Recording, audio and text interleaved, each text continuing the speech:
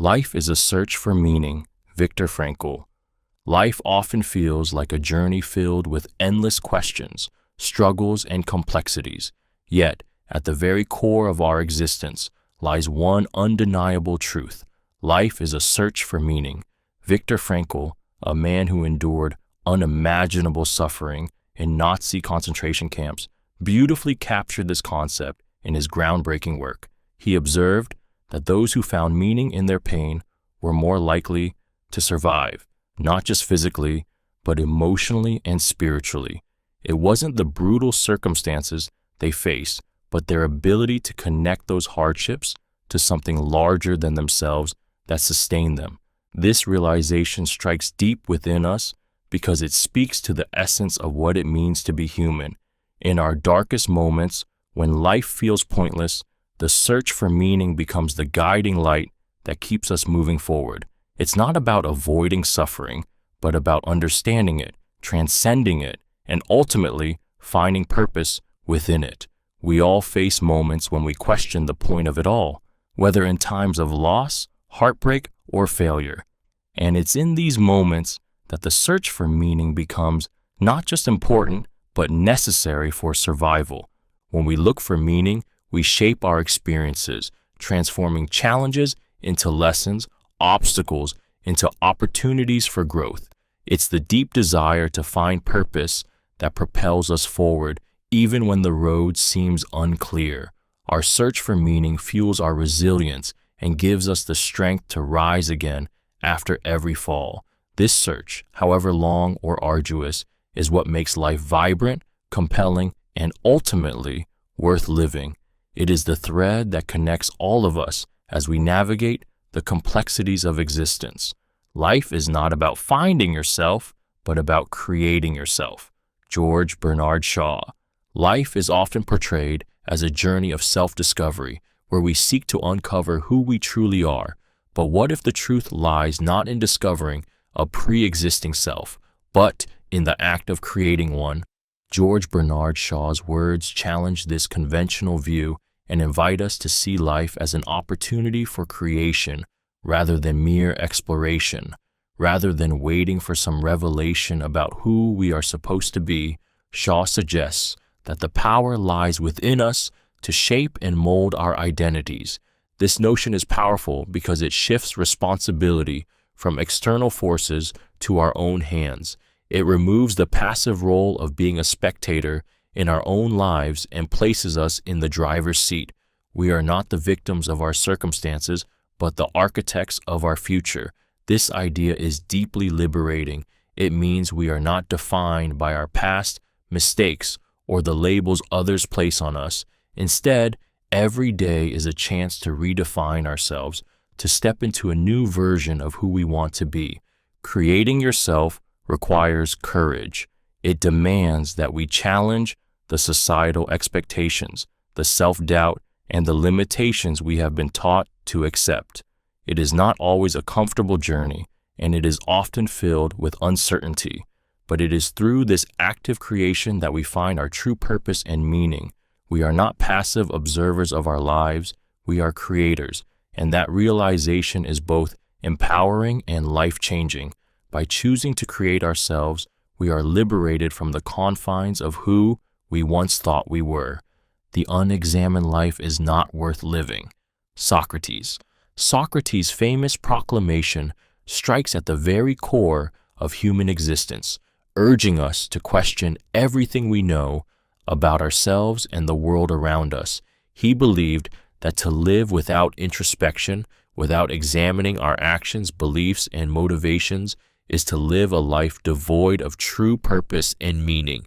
This is not simply a call to philosophical debate, but an emotional plea to look deeper, to engage in the act of self-reflection and critical thought. Imagine living through each day without ever questioning why you do what you do, why you believe what you believe. It's easy to slip into routine, letting life pass by in a blur of automatic responses and unquestioned habits. Socrates challenges us to break free from this cycle. He forces us to confront the uncomfortable questions. Why am I here? What is my purpose? Am I living authentically, or simply conforming to societal expectations. The act of examining our lives is deeply emotional. It requires vulnerability and courage. It's not always easy to face the truths about ourselves, especially when they reveal aspects we'd rather ignore. Yet, in this discomfort lies the potential for growth. Through introspection, we learn to align our actions with our values, to shed the influences that do not serve us, and to live with greater clarity and intention. Socrates' statement compels us to wake up from the autopilot existence and engage with life on a deeper level. It is through this continuous self-examination that we truly discover who we are, why we matter, and how we can live a life worth living. Without it, we risk fading into obscurity, existing rather than truly living. Life is a journey, not a destination. Ralph Waldo Emerson. Ralph Waldo Emerson's words resonate deeply within us, challenging the very way we perceive the flow of our lives. In a world that often prioritizes the end goal, whether it's success, happiness, or achievement, Emerson reminds us that life is not merely about reaching a destination, but about embracing the journey itself. It's easy to get caught up in the pursuit of a final outcome, fixating on what lies ahead.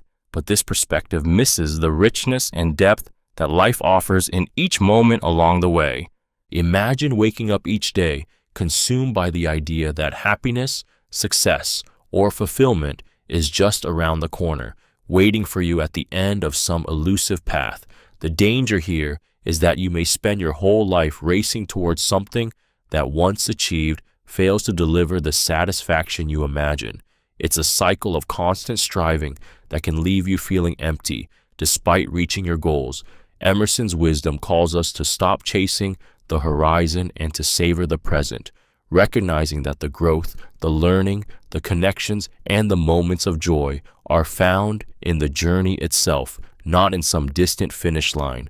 The beauty of life, as Emerson suggests, lies in the experiences we collect, the challenges we overcome, and the people we meet along the way. Each step forward, even those that seem like setbacks, is part of a larger, ever-evolving process. The destination may come and go, but the journey is where we truly live, where we transform, and where we find meaning. Embracing this perspective allows us to find fulfillment, not just in what we achieve, but in how we grow through the process. To be is to do. Immanuel Kant's profound assertion, "To be is to do," invites us to reconsider the very essence of our existence. In these simple words, Kant suggests that our identity is not defined by what we think or feel, but by what we do. It is our actions, our choices, and our behaviors that reveal who we truly are. This philosophy turns the traditional notion of being on its head, challenging the belief that simply existing is enough to define us. According to Kant, it is not enough to passively exist in the world. We must actively engage with it and shape it through our actions. This truth strikes at the heart of what it means to live authentically. We are often consumed with the idea of finding our true self, but Kant argues that the key to self-realization lies not in passive contemplation, but in purposeful action. Our actions reflect our values, beliefs, and character. They are the outward expression of our inner selves. Each choice we make, whether big or small, contributes to who we are becoming. In a world where people often feel lost or disconnected, Kant's words are a call to action. To truly be, we must act with intention and purpose. It's through our actions that we leave our mark on the world, create meaning in our lives, and evolve as individuals. Being is not just a state of existence. It is an active, dynamic process, defined by what we choose to do each day. Through action, we give shape to our lives and define who we truly are. Life is suffering. Buddha. Buddha's profound statement, "Life is suffering," is a truth that strikes a deep chord within us all. It may feel harsh or pessimistic at first, but when we peel back the layers of this insight, it reveals a compassionate understanding of the human condition. Buddha wasn't merely stating a fact about life, he was pointing to the universal experience of pain, loss, and struggle that everyone faces at some point. It's an acknowledgement that suffering is inevitable, but it also opens the door to a deeper understanding of how we can transcend it. This truth resonates because it reflects our own realities, whether it's the pain of love lost, the weight of unmet expectations, or the uncertainty of the future. Suffering touches all our lives, but Buddha's wisdom doesn't leave us there. It's not about resigning ourselves to a life of endless pain. Rather, it's about facing suffering with awareness and understanding. When we accept that suffering is part of the human experience, we free ourselves from the illusion that it should never happen. We stop resisting it and begin to transform it into something meaningful. The real power of Buddha's statement lies in its call to action. While suffering is inevitable, how we respond to it is what truly matters. Through mindfulness, compassion, and a shift in perspective, we can rise above suffering, finding peace within it, rather than being consumed by it. It's in this acceptance and transformation that we unlock the potential for profound inner peace and growth. Life is what happens when you're busy making other plans. John Lennon. John Lennon's words capture a profound irony in the human experience. While we're often consumed with planning our future, life itself unfolds unpredictably in the present. We spend so much of our time chasing after future goals, imagining the perfect scenario, or trying to control outcomes, yet life seems to have a way of happening regardless of our meticulously laid plans. This truth stirs something deep inside, as it speaks to our need for control and our tendency to overlook the moments that truly matter. In a world that constantly pushes us to think ahead, to plan for success, and to anticipate the next big thing, Lennon's quote serves as a reminder to be present. It highlights how, in our pursuit of what's next, we can miss the beauty and significance of what is happening right in front of us. The fleeting moments, the unexpected conversations, the spontaneous adventures, the quiet reflections are the very fabric of life.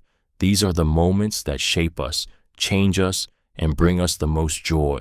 Yet they often go unnoticed as we fixate on our next big step. This idea is emotional because it calls us to reevaluate our priorities. Are we too focused on the future to appreciate the present? Life, in all its unpredictability, is happening right now, not in some far-off destination. By letting go of the need to control every aspect of our lives and embracing the present, we open ourselves to experiences and connections that can't be planned. Life is not a destination to reach, but a collection of moments to be lived. Life is inherently uncertain. Soren Kierkegaard. Soren Kierkegaard's assertion about life's inherent uncertainty strikes a profound chord with our deepest fears and realities. At its core, this truth acknowledges the unpredictable nature of human existence, the constant ebb and flow of change, the uncharted territories we face, and the unknowns that shape our every move. Life doesn't come with a clear map, no matter how much we plan or prepare. The future is a mystery, and the present is ever shifting. Yet, rather than seeing uncertainty as something to fear or resist, Kierkegaard invites us to accept it as an unavoidable part of the human experience. This idea taps into something deeply emotional because it acknowledges our vulnerability. We often crave certainty, whether in our careers, relationships, or personal goals, and seek stability to feel secure. However, no matter how tightly we try to control our lives, uncertainty lurks at every corner, reminding us that we cannot predict what will happen tomorrow. It can be unsettling, even terrifying, to face this unpredictability, but it is also where the true potential for growth lies. In embracing uncertainty, we allow ourselves the freedom to adapt, learn, and evolve. It's in the unknown that we discover resilience, creativity, and courage. Life's uncertainty teaches us that control is an illusion. It's the flexibility to respond to life's twists and turns that leads to personal growth. Rather than fearing the unknown, Kierkegaard encourages us to live boldly, knowing that life's uncertainty is not something to avoid, but something to embrace, because it is precisely in the unknown where we find meaning, depth, and the true essence of living. The more I know, the more I realize I don't know. Aristotle. Aristotle's insight is a humbling reminder of the infinite nature of knowledge. The more we learn, the more we become acutely aware of how much there is still to understand. This realization is both liberating and daunting. It invites us to embrace the vastness of human knowledge and the fact that no matter how much we discover, there will always be more questions than answers. The deeper we delve into the world of learning, the more layers of complexity we uncover, each leading us to new paths of exploration. This understanding can be unsettling because it challenges the illusion of certainty that many of us cling to. In a world where we constantly seek answers, Aristotle reminds us that the pursuit of knowledge is not about reaching a final conclusion, but about recognizing the endless journey of discovery. It's the admission of our ignorance that becomes the catalyst for growth. By acknowledging that we don't know everything, we open ourselves up to greater learning, new perspectives, and deeper understanding. In essence, Aristotle's words encourage us to be humble in our quest for knowledge. They remind us that wisdom does not lie in the accumulation of facts, but in the awareness of how much remains unknown. This acknowledgement fosters curiosity, fuels inquiry, and ultimately leads to a richer, more nuanced understanding of the world. The more we know, the more we realize how much we have yet to uncover, and that, in itself, is one of life's greatest truths. The purpose of life is not to be happy, but to be useful, honorable, and compassionate. Ralph Waldo Emerson. Ralph Waldo Emerson's perspective on life challenges the modern obsession with the pursuit of happiness as the ultimate goal. He suggests that true fulfillment does not come from personal pleasure or self-indulgence, but from a life of purpose, service, and integrity. Emerson's words invite us to rethink what it means to live a meaningful life. Rather than chasing after fleeting moments of happiness, we are called to focus on being useful to others, upholding honorable values, and showing compassion in our everyday interactions. This perspective is deeply emotional because it calls us to something greater than ourselves. Happiness, while valuable, is often fleeting and dependent on external circumstances. In contrast, the acts of being useful, living honorably, and showing compassion transcend the temporary highs of joy and provide a deep, lasting sense of fulfillment.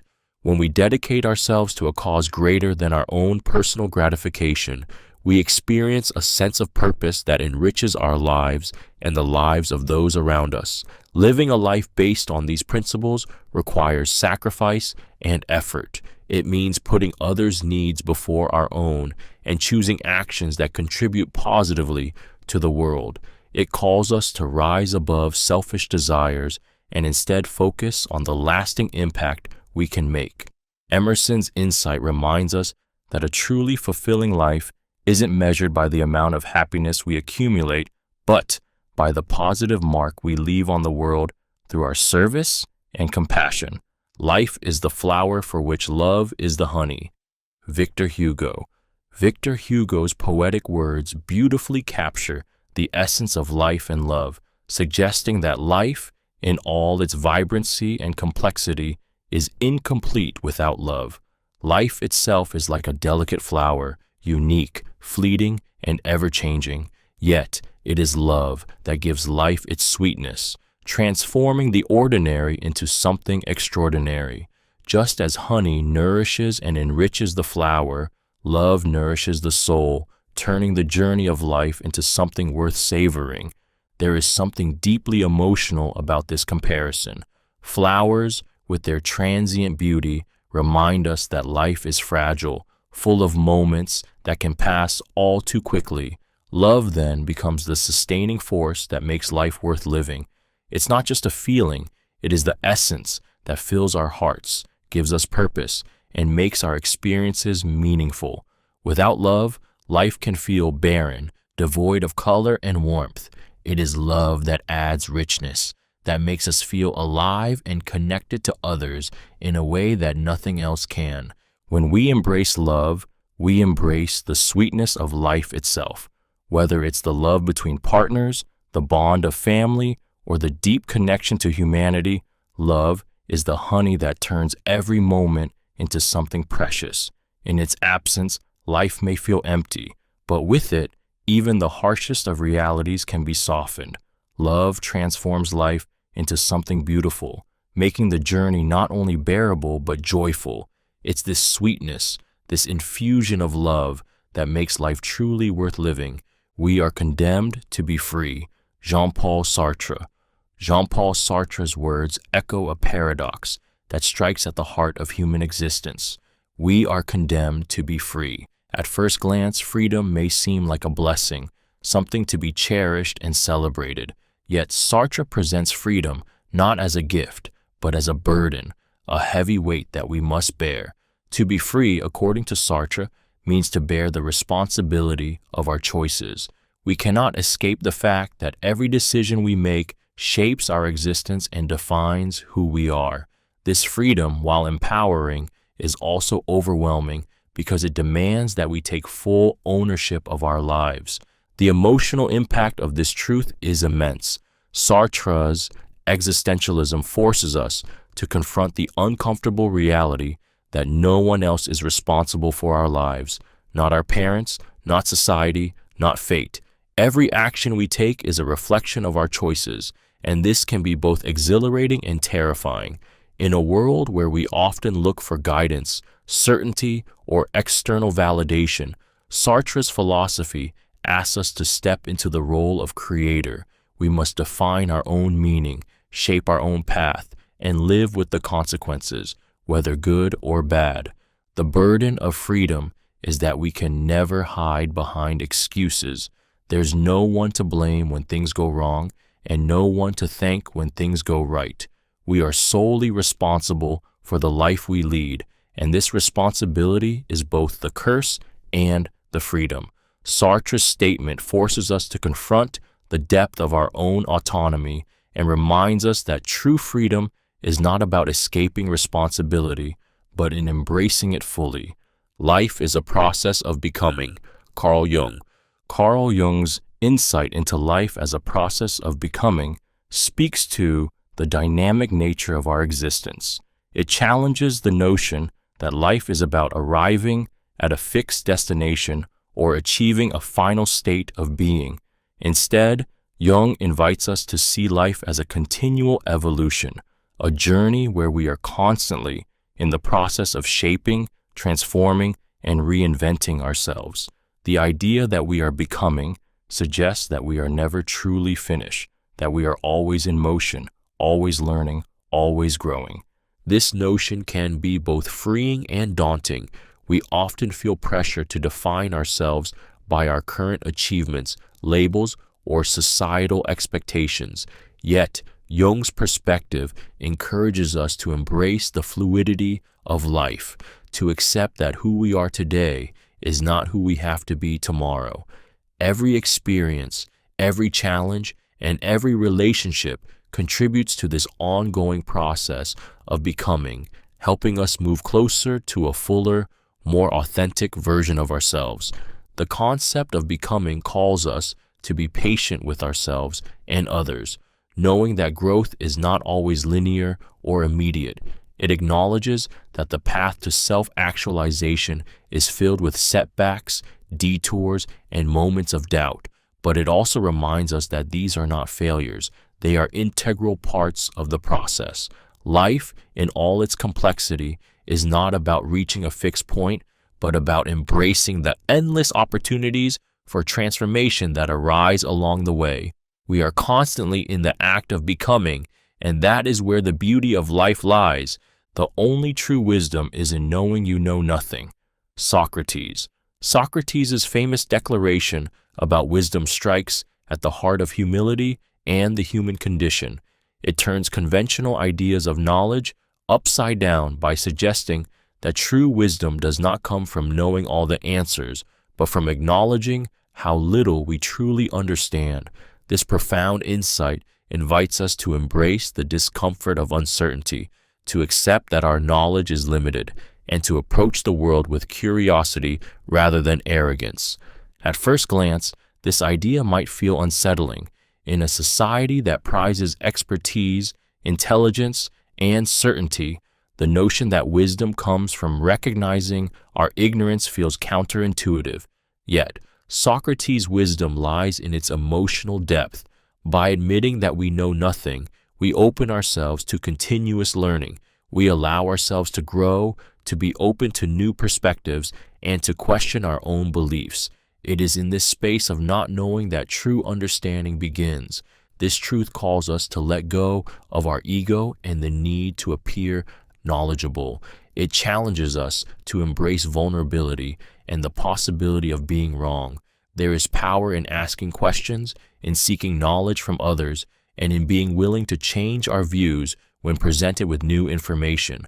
Socrates' wisdom isn't about achieving a state of knowledge, but about being in a constant state of inquiry and openness.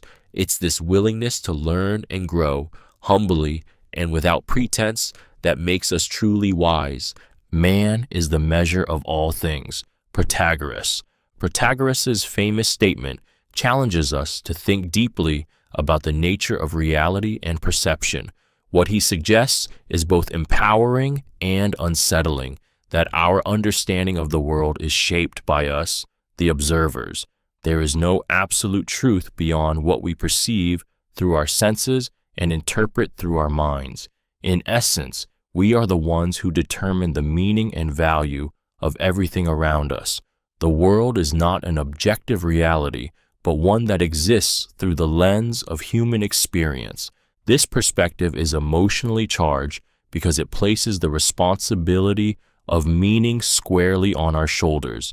It's easy to believe that truth is something fixed and unchanging, but Protagoras forces us to confront the idea that everything we know is colored by our perceptions, biases, and experiences. Our beliefs, values, and interpretations are what shape our reality, and we have the power, though often unconscious, to alter them. This truth can be both liberating and daunting. It means that we, as individuals, have the agency to create meaning in our lives. Our thoughts, feelings, and perceptions define the world around us. If we choose to change the way we see things, we can change our reality. But it also carries a certain weight, as it means that we are responsible for how we shape the world, how we interact with others, and how we choose to interpret our experiences. In a world where everything can feel uncertain, Protagoras' statement invites us to take ownership of our perspective. How we see the world and how we choose to engage with it ultimately determines our place within it. Life is a series of experiences and growth. Friedrich Nietzsche. Friedrich Nietzsche's perspective on life as a continuous cycle of experiences and growth challenges us to view existence not as a static journey, but as an ongoing evolution. Life, in Nietzsche's view, isn't about achieving a fixed state of happiness or success. It's about the constant process of becoming. Each experience, whether joyful or painful, contributes to shaping who we are. This idea strikes an emotional chord because it acknowledges both the beauty and the struggle of life. It forces us to see every moment, even the difficult ones, as an opportunity for personal growth. The concept of life as a series of experiences can be liberating, yet daunting. It means that every challenge, every failure, every triumph is a part of the larger picture of who we are becoming.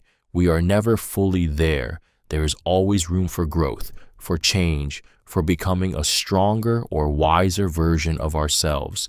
In this view, suffering is not just an obstacle, but a teacher, an essential part of the human experience that fosters resilience and insight.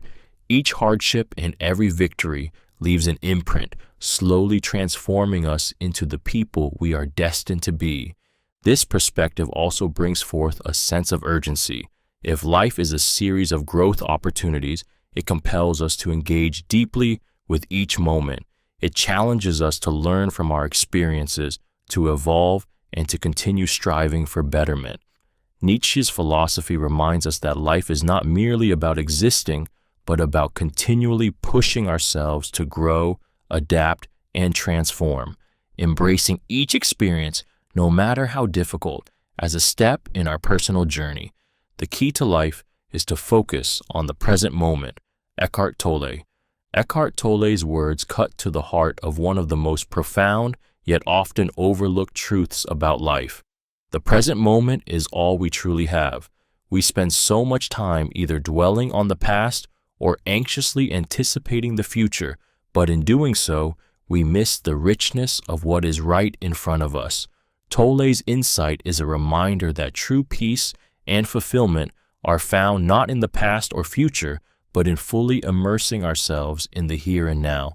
Living in the present moment requires us to let go of the constant mental chatter that pulls us away from reality. It calls us to stop chasing after what we think we need, and instead to find contentment in what already exists. The present is where life unfolds in its most genuine form, and when we embrace it, we connect more deeply with ourselves and the world around us. When we focus on the present, we stop getting lost in regrets or worries. We learn to accept each moment as it comes, without resistance, and to appreciate the small, often unnoticed details of our lives.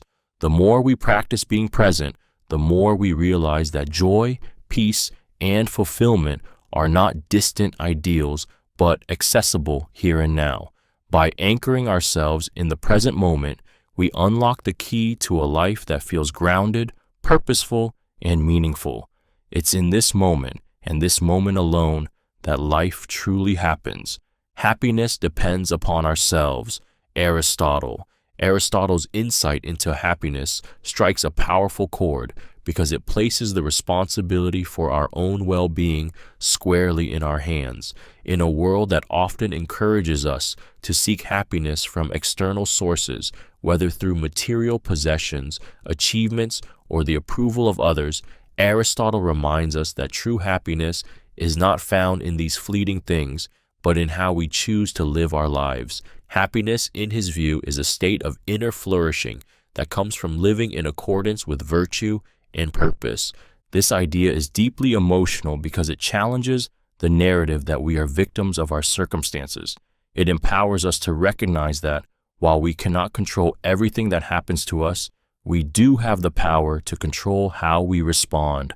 Happiness is not something that is bestowed upon us. It is something we cultivate through our choices, our actions, and our attitudes.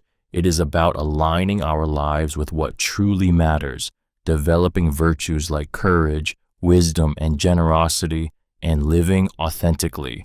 When we understand that happiness depends on ourselves, we are freed from the constant pursuit of external validation. We stop looking for happiness in things we cannot control, and instead focus on cultivating it from within. This internal source of joy is lasting and enduring. It is rooted in how we choose to engage with the world and the values we choose to live by, and it gives us the power to create a meaningful life, one filled with contentment, purpose, and fulfillment. Life is about finding balance. Confucius. Confucius's wisdom echoes a timeless truth. Life is not about extremes, but about harmony. In his view, finding balance isn't just a matter of physical equilibrium. It's about emotional, mental, and spiritual alignment. Life is a constant ebb and flow between work and rest, action and reflection, self and others. It's in the spaces between these forces that we find true peace. When we fail to find this balance, we risk tipping into chaos, stress, and disconnection. This concept tugs at something deeply human in all of us. We live in a world that often glorifies overwork, perfection, and relentless striving. In the pursuit of success, we may neglect our well-being, relationships, or inner peace. Confucius reminds us that life, at its best, is about balance, knowing when to push forward and when to pause, when to give and when to take, when to speak and when to listen. The emotional weight of this idea lies in its call for self-awareness. Achieving balance isn't easy. It requires us to examine our lives, to question our priorities, and to make conscious choices. But it's through this process that we find harmony and fulfillment, in the balance between our desires and our responsibilities, between our personal ambitions and our care for others, lies the true meaning of a well-lived life. When we find that balance, we move through the world with a sense of peace, purpose, and clarity, able to navigate life's challenges with grace. You are the master of your destiny. Swami Vivekananda.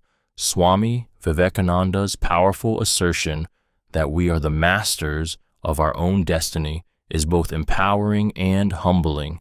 In a world where external circumstances often feel like they define us, our upbringing, societal expectations, or even random events, Vivekananda urges us to take control of our lives, to recognize that the power to shape our future lies within us.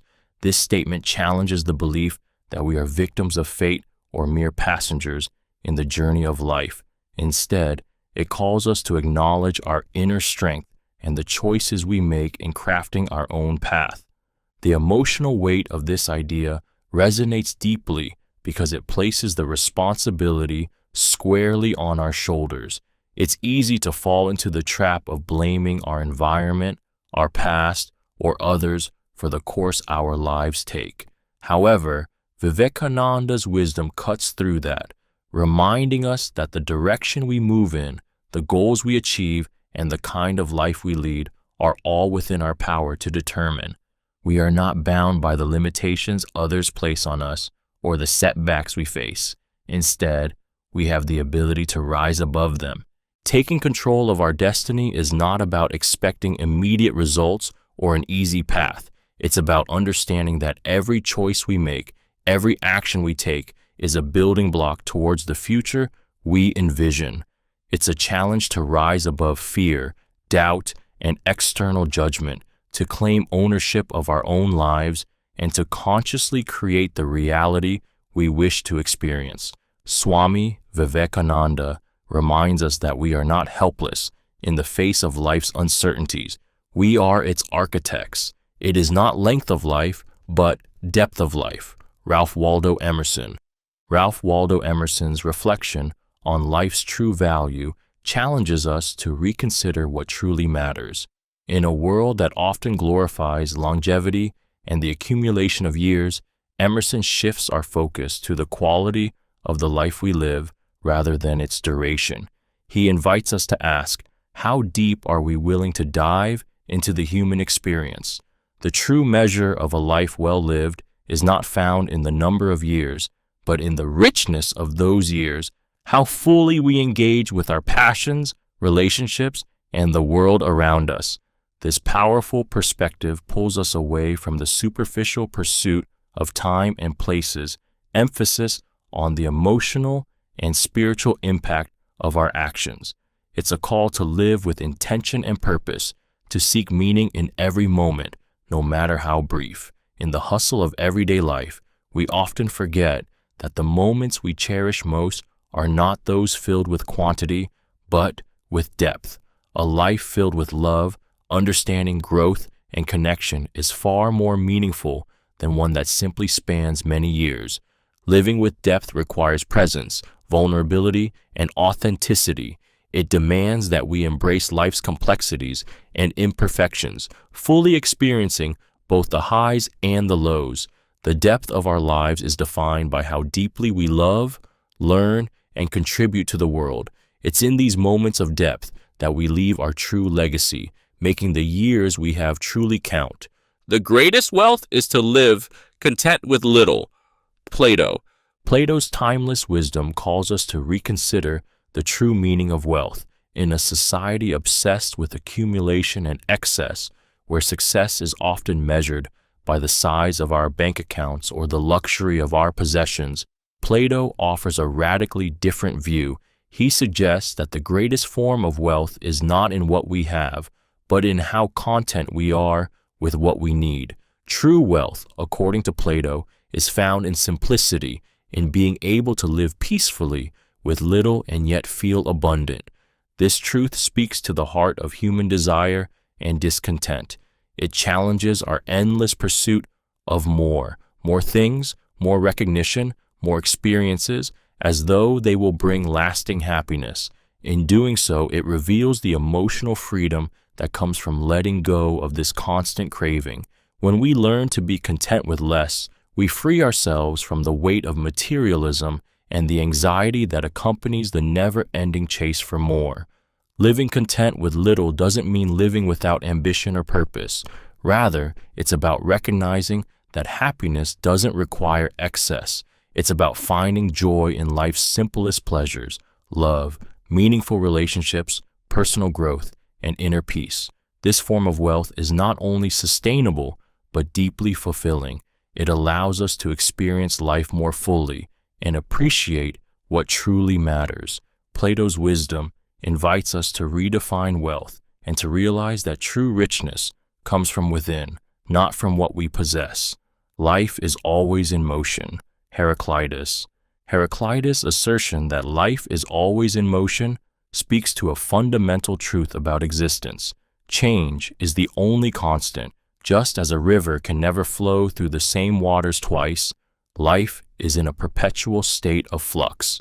From the seasons that change with each passing year to the ever-evolving nature of our thoughts, relationships, and circumstances, life is a dynamic, fluid process. Heraclitus captures this movement, reminding us that nothing is ever static. Everything is in constant motion, whether we recognize it or not. This idea stirs something profound in our hearts because it challenges the desire for stability and control. We often yearn for certainty, a sense of permanence, a place where we can rest easy knowing things won't change. But Heraclitus urges us to embrace the very essence of life: movement. Each moment is fleeting, and with that fleetingness comes opportunity for growth, renewal, and transformation. The emotional impact of this truth is profound. It means that nothing, not even pain or hardship, lasts forever. In moments of struggle, it's easy to feel stuck, as if life is at a standstill. But Heraclitus' wisdom reminds us that change is inevitable. We are not the same people we were yesterday, and we will not be the same tomorrow. This ongoing motion is the driving force behind our personal growth and evolution. Life, in all its beauty and chaos, is a constant journey, a journey that demands we adapt, learn, and move with it. Through this motion, we find the depth and richness of existence. Life without love is like a tree without blossoms or fruit. Khalil Gibran. Khalil Gibran's comparison of life without love to a tree devoid of blossoms or fruit is a powerful metaphor that speaks to the heart of human existence. Love, in all its forms, is the nourishment that brings life, its color, its depth, and its meaning. Just as a tree without blossom seems barren, lifeless, and unfulfilled, so too does a life without love. It is not merely an absence of affection, but an absence of the vital force that makes us feel alive, connected, and whole. Imagine walking through a forest filled with trees that bear no leaves, no flowers, and no fruit. It would feel desolate, as if something essential was missing. Gibran's words echo this feeling. Without love, our lives are similarly incomplete. Love is what connects us to others, to the world around us, and even to ourselves. It is the emotional force that turns ordinary experiences into something extraordinary. Whether it's the love between partners, the affection for family, or the compassion for strangers, love is the thread that weaves meaning into our lives. On a deeper level, love also allows us to grow. Just as a tree needs the right conditions to bloom and bear fruit, we need love to nourish our souls and enable us to thrive. Without it, life feels hollow, as if we are going through the motions without ever experiencing the fullness of what it means to be human.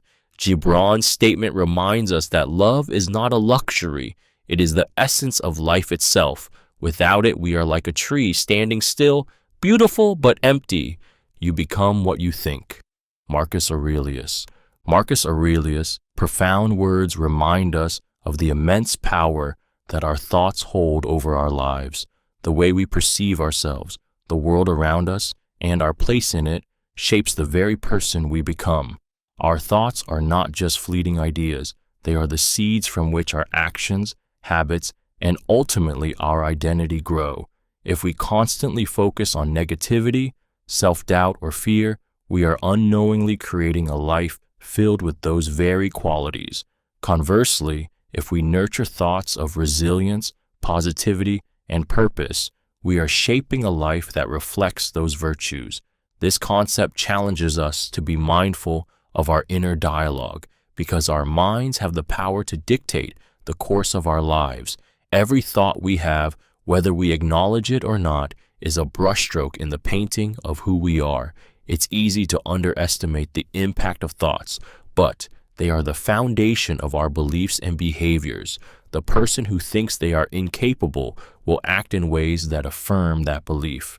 The person who thinks they can grow, learn, and overcome challenges will take actions that reflect those convictions. Marcus Aurelius' wisdom speaks to the heart of personal transformation. If we desire change, it begins in the mind. The thoughts we cultivate today will shape the person we become tomorrow. By consciously choosing thoughts that align with our values and aspirations, we begin the process of becoming the person we envision ourselves to be. What we think is not just an abstract concept, it is the blueprint of our future. Our life is what our thoughts make it. Marcus Aurelius.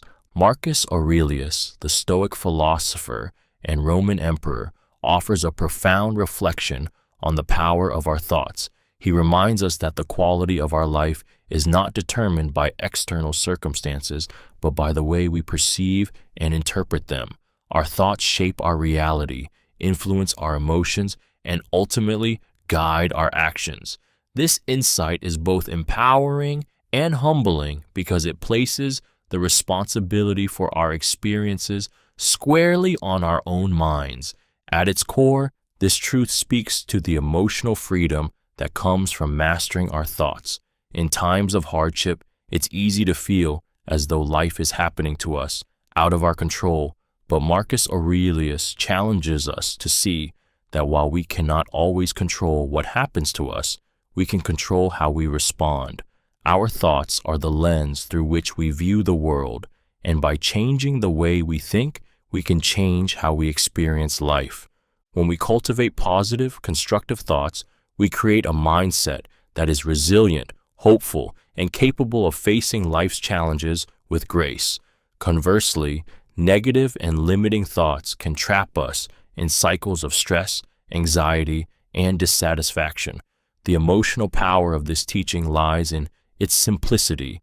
By shifting our thoughts, we shift our entire perception of life. Marcus Aurelius calls us to remember that our inner world has the power to shape the outer world, and it is through the mastery of our thoughts that we truly take charge of our lives. The meaning of life is to give life meaning. Viktor Frankl. Viktor Frankl's profound insight holds a mirror up to the heart of human existence, that the true meaning of life isn't something waiting to be found, but something we must create. Frankl, a psychiatrist and Holocaust survivor, understood the depth of human suffering and yet found that those who could find meaning in their suffering were the ones who thrived. His words challenge us to stop searching for an external source of meaning and instead empower us to shape it ourselves, even in the most painful circumstances. This truth strikes at the core of our emotional lives. When faced with hardship, loss, or confusion, it's easy to feel as if life has no purpose, as if we are simply drifting along without direction. But Frankl's message is one of hope and responsibility. Meaning is not something we find, but something we assign to our lives. It is through our actions, choices, and the way we respond to life's challenges that we create our own sense of purpose. The emotional power of this idea lies in its transformative potential. It places the control of meaning squarely in our hands. Even in the most hopeless of situations, we have the capacity to give our lives meaning by how we choose to live them. Life's meaning comes not from a grand, external revelation, but from the way we engage with it, from the way we decide to invest in our relationships, our work, and our personal growth. In giving life meaning, we discover not only our purpose, but our strength.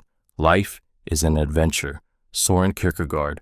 Soren Kierkegaard's declaration that life is an adventure invites us to see existence not as a static experience, but as a thrilling and unpredictable journey.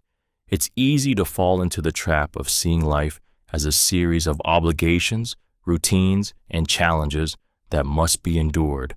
Yet, Kierkegaard urges us to approach life with a sense of curiosity and excitement, to embrace the unknown with open arms.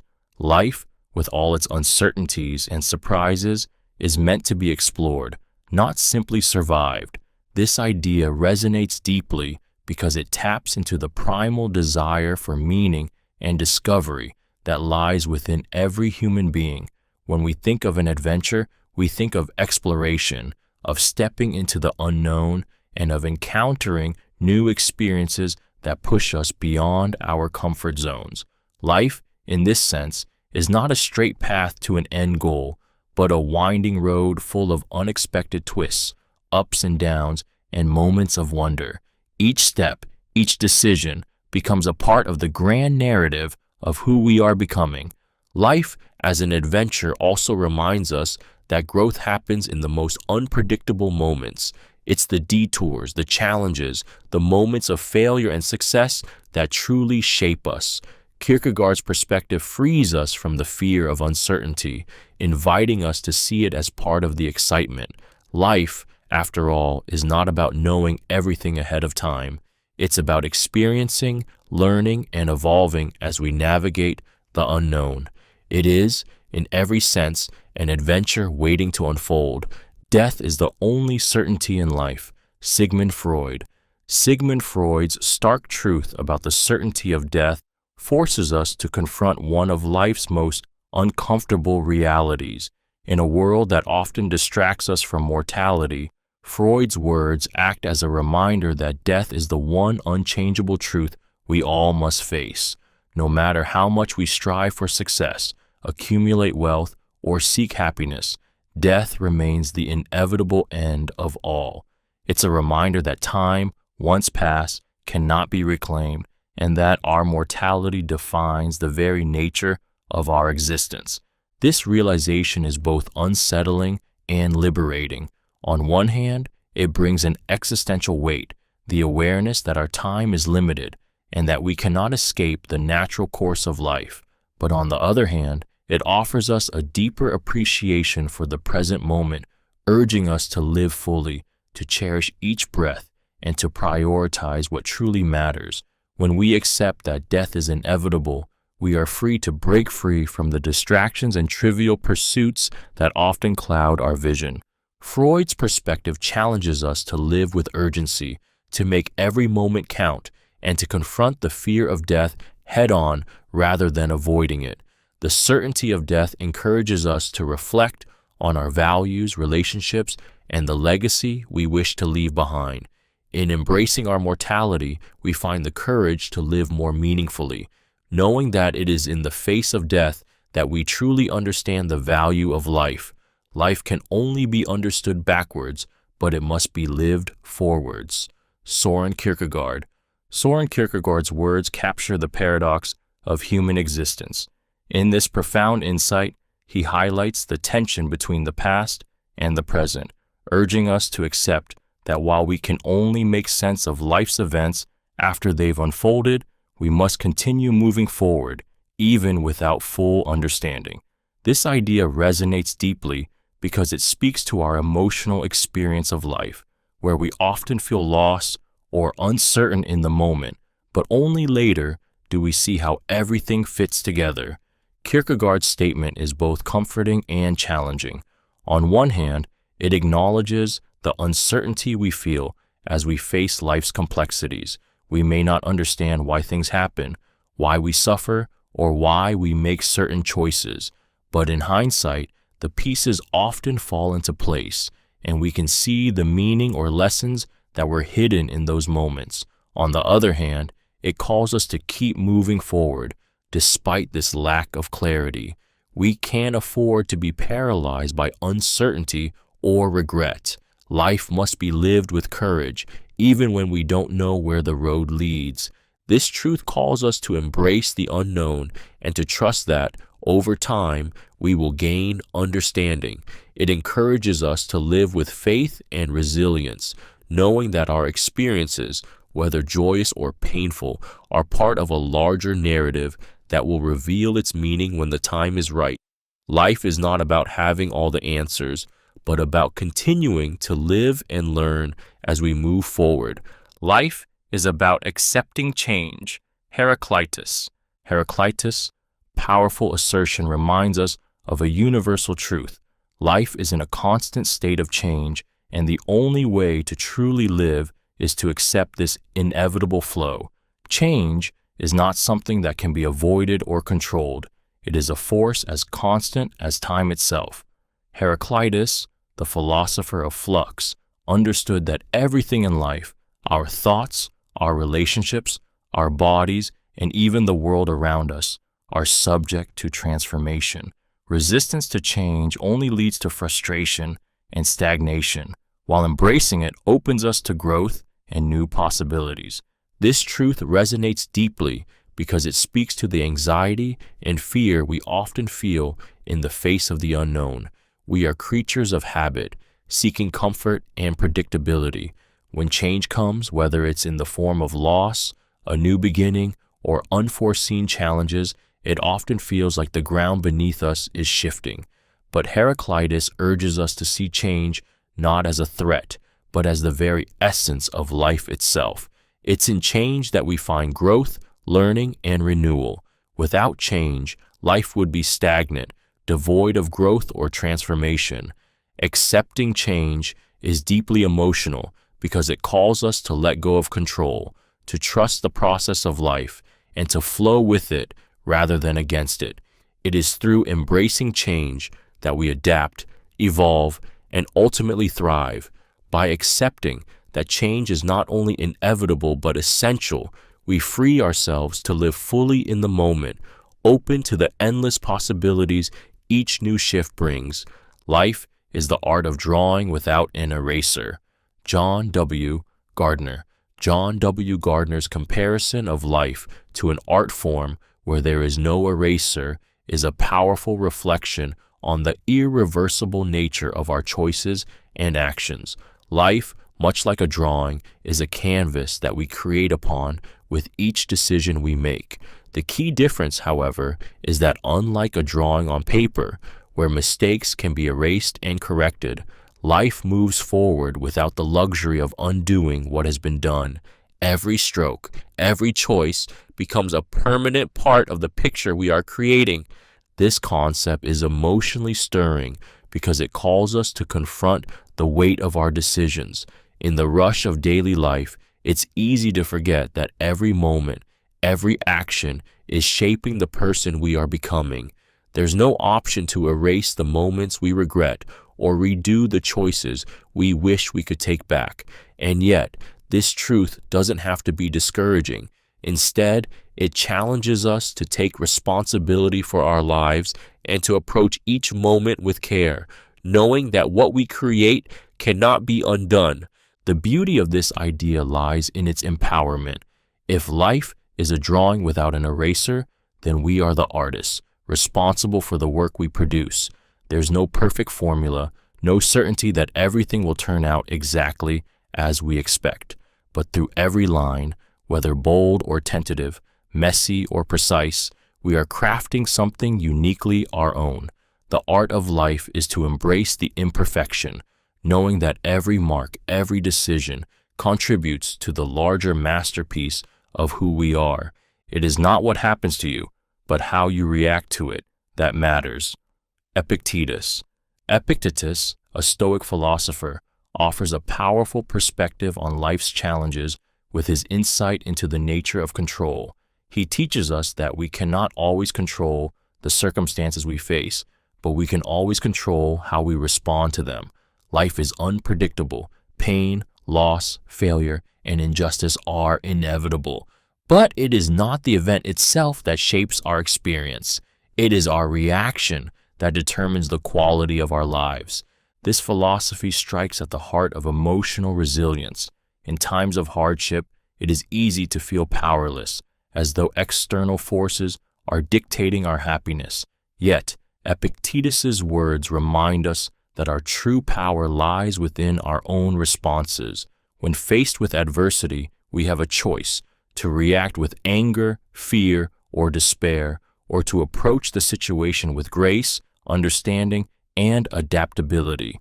It is not the situation itself, but our interpretation of it that ultimately defines us. This shift in perspective is transformative.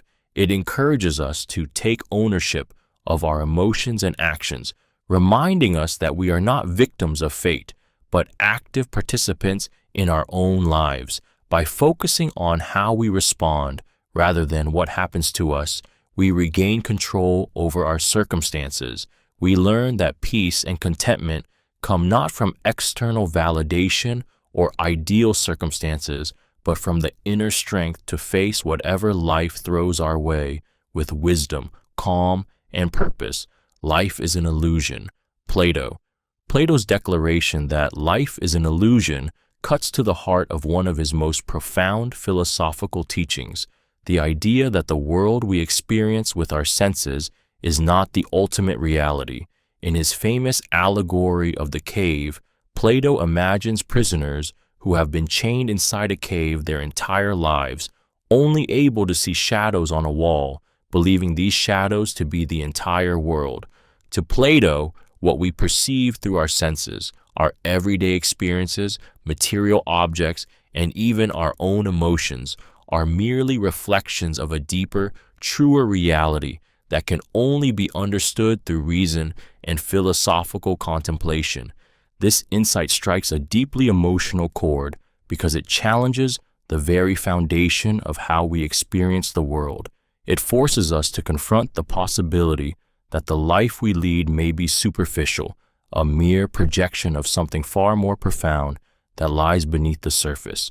When Plato says that life is an illusion, he invites us to question everything we think we know and to search for a deeper truth beyond our immediate perceptions.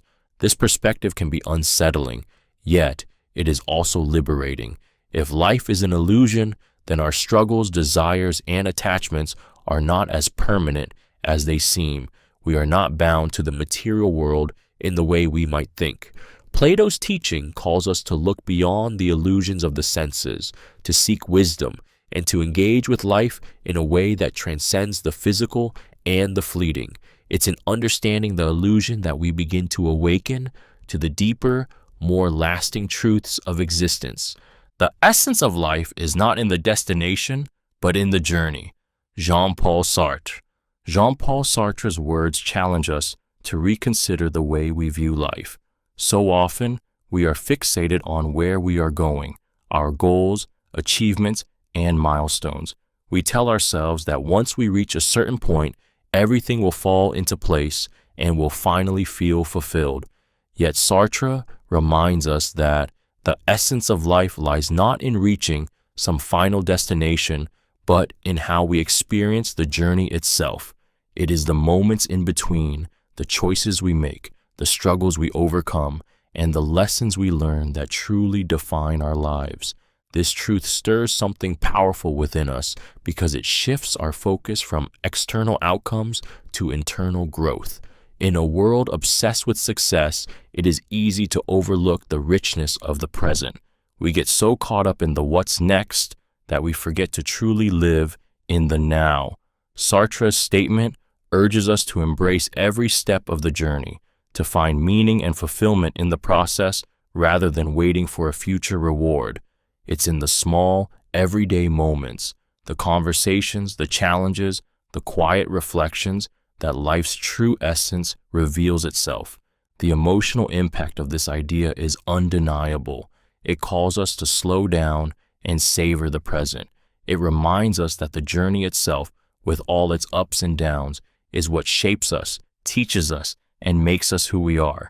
When we stop obsessing over the destination, we open ourselves to a deeper, more authentic experience of life, one that is rich with meaning regardless of where it leads.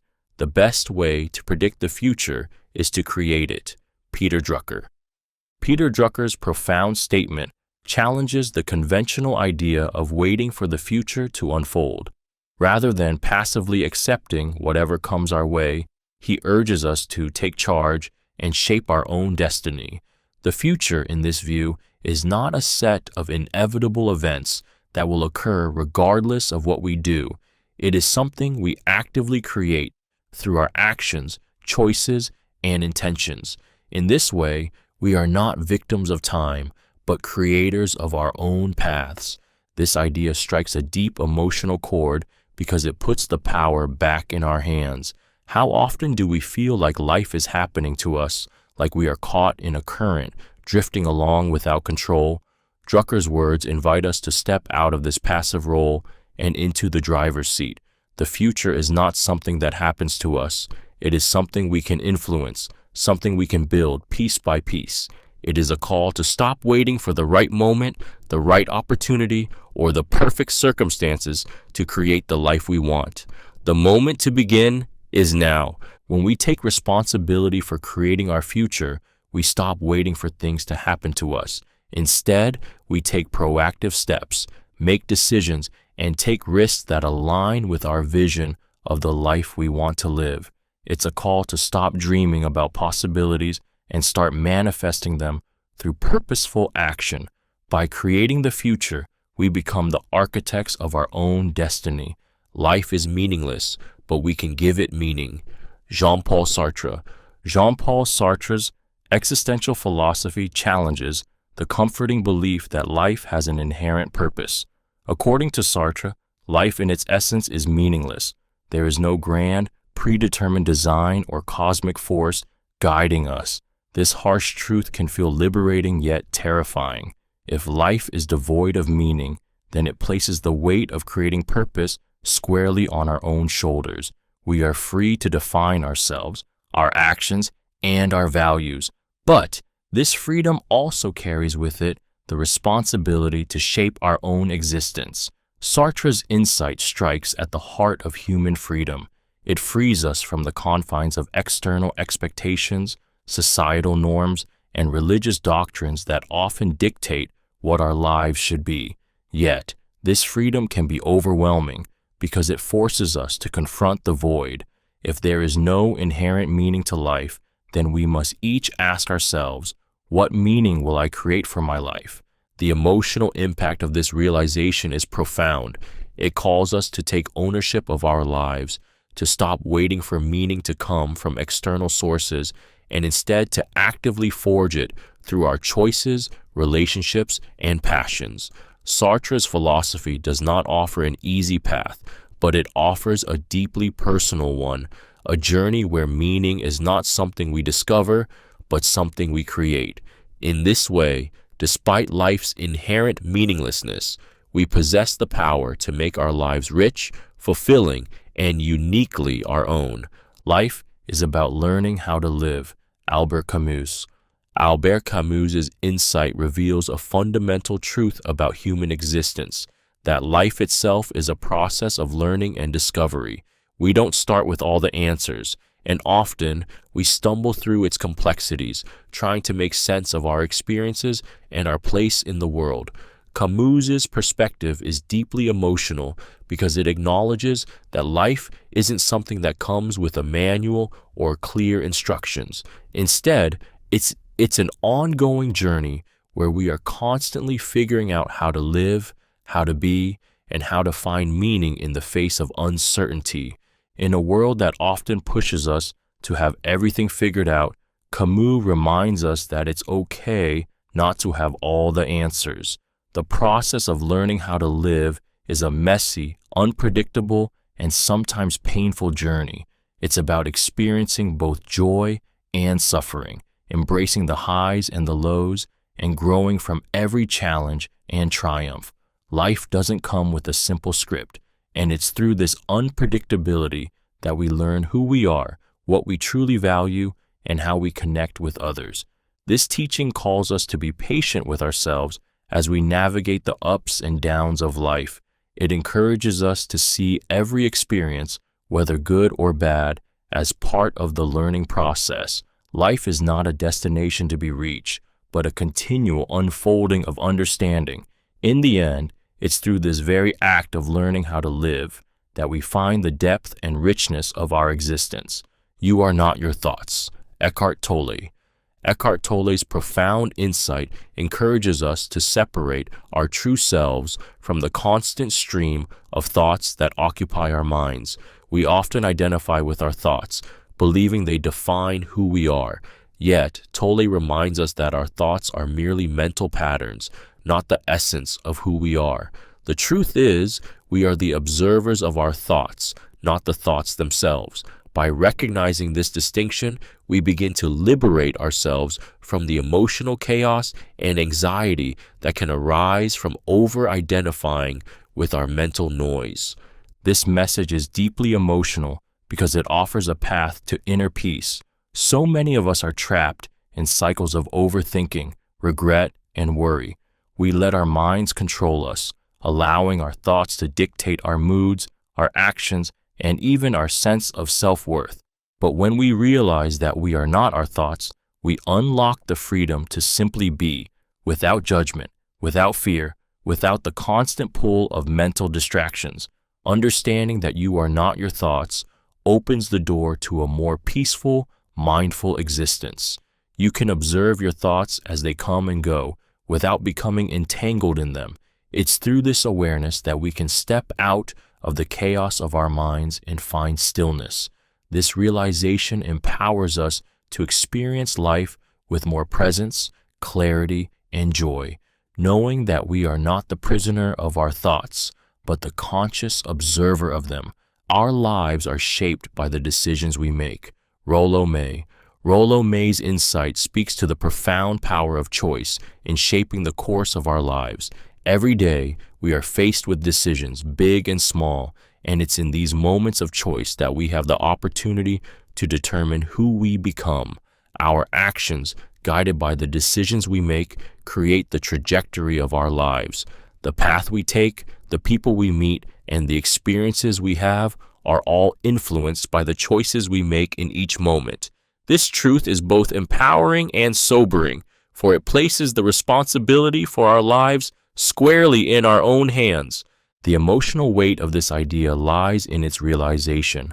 No one else can determine the course of our life but ourselves. It's easy to blame circumstances, to feel like we are products of fate or the situations we find ourselves in. However, May reminds us that it is the decisions we make, how we respond to those circumstances, that ultimately shape our reality. From choosing our careers to deciding how we treat others, every decision has a ripple effect, creating a future that is a direct result of the choices we have made. This recognition can be both liberating and daunting. It means we have the power to change the direction of our lives at any given moment, but it also means we must take responsibility for the outcomes, both good and bad, that arise from our decisions. Ultimately, it is the sum of our choices that defines who we are and who we will become. Life is not something that happens to us. It is something we actively create, one decision at a time. Life is about asking the right questions. Albert Einstein. Albert Einstein's perspective on life shifts our focus from seeking answers to the importance of the questions we ask. Too often, we are preoccupied with finding solutions, accumulating knowledge, or achieving goals. But Einstein reminds us that the quality of the questions we ask shapes the direction of our lives. It's not just about knowing what to do, but about asking why we do it and how we can approach it differently. The questions we pose reveal the depth of our curiosity, the direction of our intellectual growth, and the impact we have on the world around us. Asking the right questions is a powerful tool for both personal and professional growth. In the face of challenges, it's easy to get trapped in a cycle of routine, following conventional answers without ever questioning whether they are the best solutions. By asking the right questions, we challenge assumptions, broaden our perspectives, and open up new possibilities. The answers we find may not always be the ones we expect, but the process of inquiry itself is where true transformation occurs. This approach also carries a deeper emotional resonance. It pushes us to explore the unknown, to confront the uncertainties of life with courage, and to cultivate a mindset of continuous learning. By embracing the process of asking meaningful questions, we take an active role in shaping our lives and the world around us. In the end, it is the questions we ask, not the answers we find, that give our lives depth and direction. In the middle of difficulty lies opportunity. Albert Einstein's words offer a powerful perspective on adversity, transforming how we view life's challenges. Instead of seeing difficulty as an obstacle, Einstein invites us to see it as a fertile ground for growth and discovery. This insight resonates deeply because in the midst of hardship, we often feel overwhelmed and defeated. Yet, Einstein's wisdom reminds us that it's precisely within these moments of struggle that the seeds for innovation, transformation, and personal development are planted.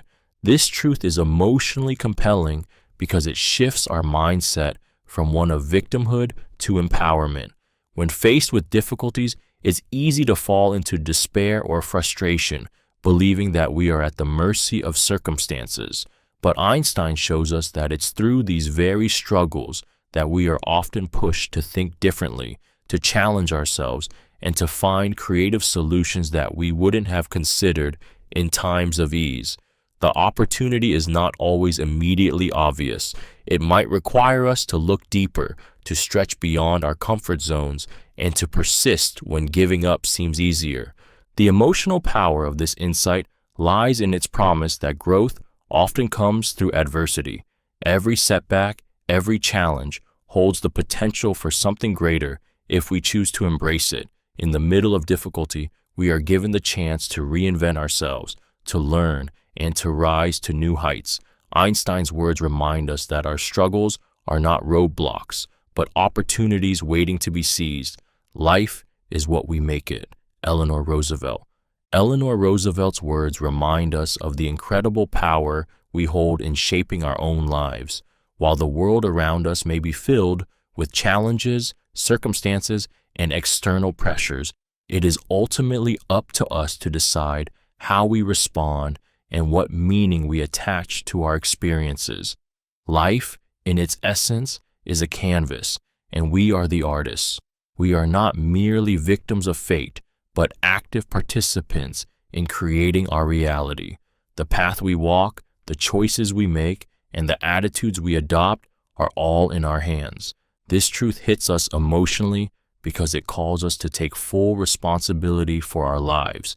It's easy to fall into the trap of blaming others or circumstances for our struggles. However, Roosevelt challenges us to see that while we cannot always control the events that happen to us, we do have control over how we interpret and react to them.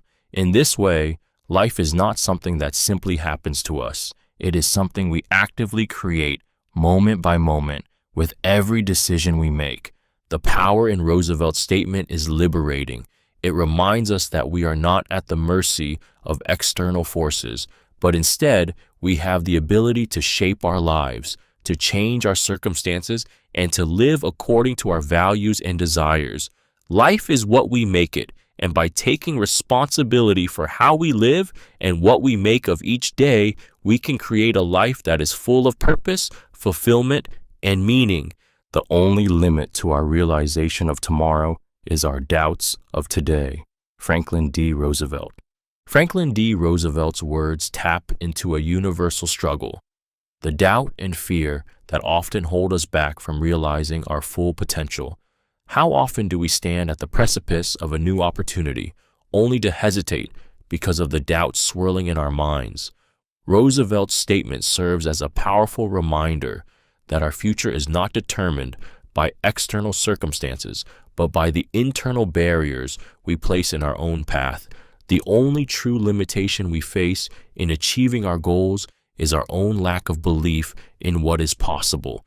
This idea strikes an emotional chord because it speaks directly to the inner conflict we all experience, the tension between ambition and self-doubt. We all have dreams, desires, and potential, but so often those dreams are muted by the voice of uncertainty. The what-ifs and can I really do this questions creep in, making us second-guess ourselves and delay action. Roosevelt's words challenge this mindset, urging us to see doubt not as a legitimate obstacle, but as a self-imposed one. If we can overcome our doubts, if we can push past the fear of failure, the possibilities for our future become limitless. The message is clear. Our doubts today are the only thing preventing us from realizing the greatness of tomorrow. It's not about waiting for the right moment or for certainty to emerge. It's about stepping forward in faith, even when the path ahead is unclear. The future is shaped not by what we lack, but by the courage to move forward despite our doubts. Life is like riding a bicycle. To keep your balance, you must keep moving. Albert Einstein. Albert Einstein's metaphor of life as a bicycle is a poignant reminder of the importance of perseverance and forward momentum. Life, much like riding a bike, requires continuous movement. When we face challenges, setbacks, or moments of doubt, it can feel like we're stuck, losing our balance and control. But just as a bicycle needs to keep moving in order to stay upright, so too does life require us to keep going, even when the road gets rough or the destination feels far away. This simple yet profound analogy speaks to the necessity of resilience. Life is unpredictable, and we all encounter obstacles that test our strength. However, the key to navigating through them lies in our ability to keep moving forward, no matter how slow or difficult it may be. Movement, even in small steps, creates momentum and keeps us from falling into despair or stagnation. In times of difficulty, it's easy to feel like stopping is the solution, but Einstein's wisdom teaches us that pausing can often lead to losing our balance entirely. By continuing to move, by taking even the smallest actions, we regain our equilibrium. It is in the act of moving forward that we regain perspective, build resilience, and discover new paths. Ultimately, this message is both an emotional and practical call to action. Life may not always be smooth, but the key to maintaining our balance and our peace of mind is to keep moving forward, step by step. Man is born free, and everywhere he is in chains. Jean-Jacques Rousseau. Jean-Jacques Rousseau's powerful statement strikes at the heart of human freedom, highlighting the paradox between our natural state of liberty and the societal constraints that shape our lives. Rousseau suggests that, at birth, humans are free, unburdened by the rules, expectations, and systems that later bind us. Yet, as we grow and enter society, we become shackled by these invisible chains, laws, social norms, economic systems, and even our own fears and insecurities. This insight resonates deeply because it taps into the emotional conflict we all feel between the desire for freedom and the reality of living within structured constraints. Rousseau's words force us to confront the tension between individuality and society.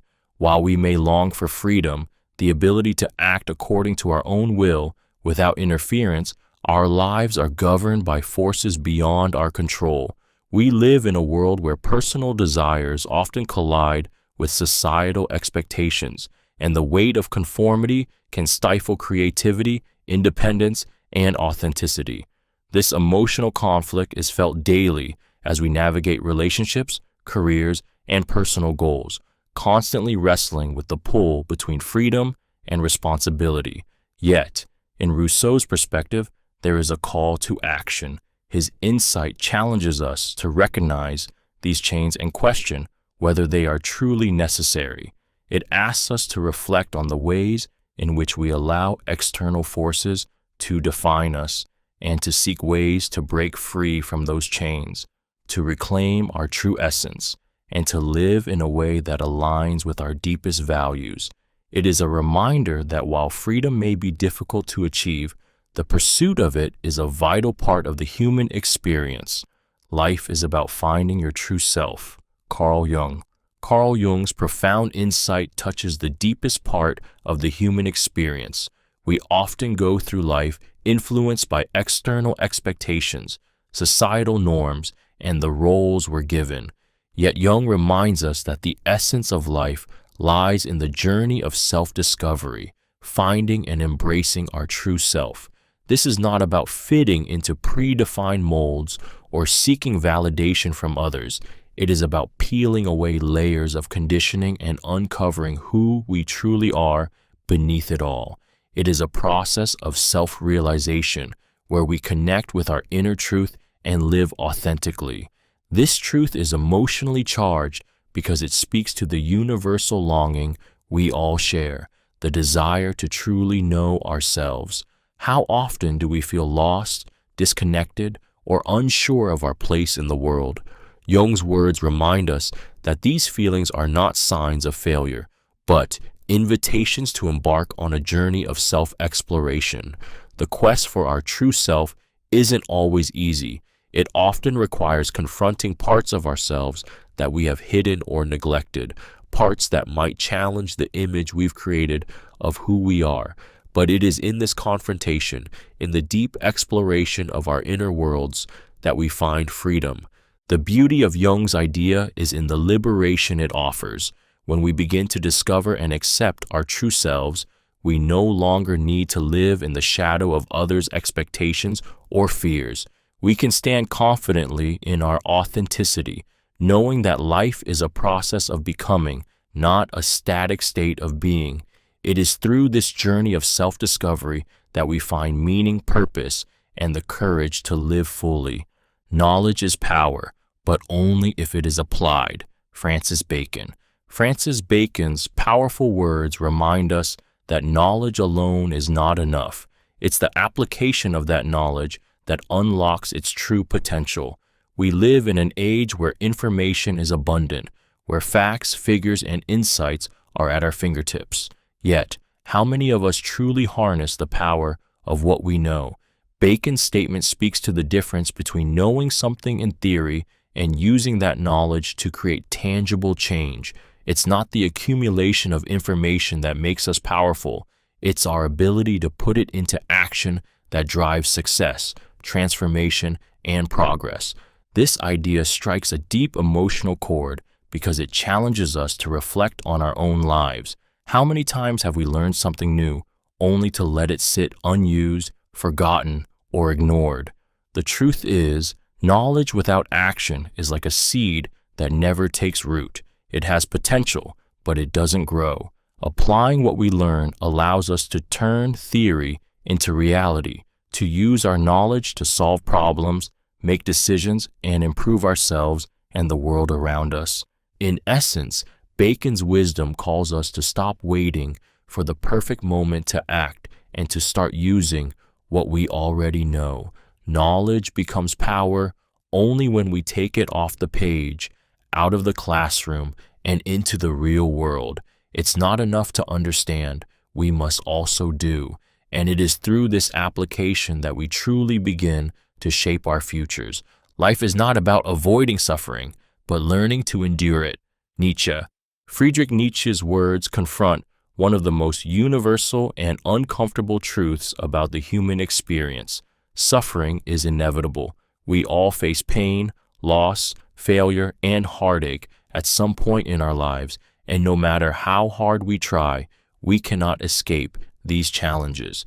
Nietzsche's perspective is not one of resignation, but of transformation. He teaches us that life is not about running from suffering, but rather learning to endure it, to face it with strength, and to grow through it. This idea shakes us to our core because it challenges the cultural narrative that happiness and success are the ultimate goals of life. In a world obsessed with avoiding pain, Nietzsche offers a radically different path, the path of embracing suffering as an essential part of our personal development. It's through enduring hardship that we build resilience, wisdom, and a deeper understanding of ourselves. The very struggles that seem like obstacles are, in fact, opportunities for growth. Enduring suffering requires courage. It asks us to confront our fears, to accept discomfort, and to find meaning in our struggles. It is not about enduring suffering passively, but engaging with it in a way that empowers us to rise above it. This process of growth and self-overcoming is what Nietzsche sees as the essence of life. In the face of suffering, we discover our true strength and capacity for transformation. Life, then, is not about avoiding the hard times, but learning to endure and emerge stronger through them. Life is a gift, and it's up to you to decide how to use it. Viktor Frankl. Viktor Frankl's profound statement speaks directly to the heart of human agency and purpose. In the midst of life's challenges, it's easy to forget that our existence itself is a gift, a fleeting, precious opportunity. Frankl, a Holocaust survivor and psychiatrist, understood this better than most. After enduring unimaginable suffering, he found that what gave life meaning was not simply surviving, but choosing how to respond to each moment. This idea strikes a deep emotional chord because it places the power and responsibility for our lives back into our hands.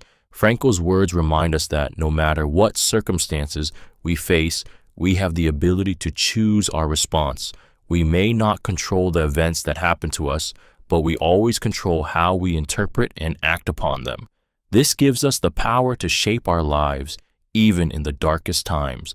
Life's difficulties are inevitable, but how we use the gift of life, how we find purpose, meaning, and connection defines who we are.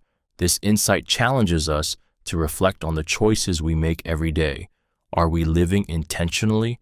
Are we using the gift of life to make a positive impact, to grow, and to create meaning, even in moments of adversity?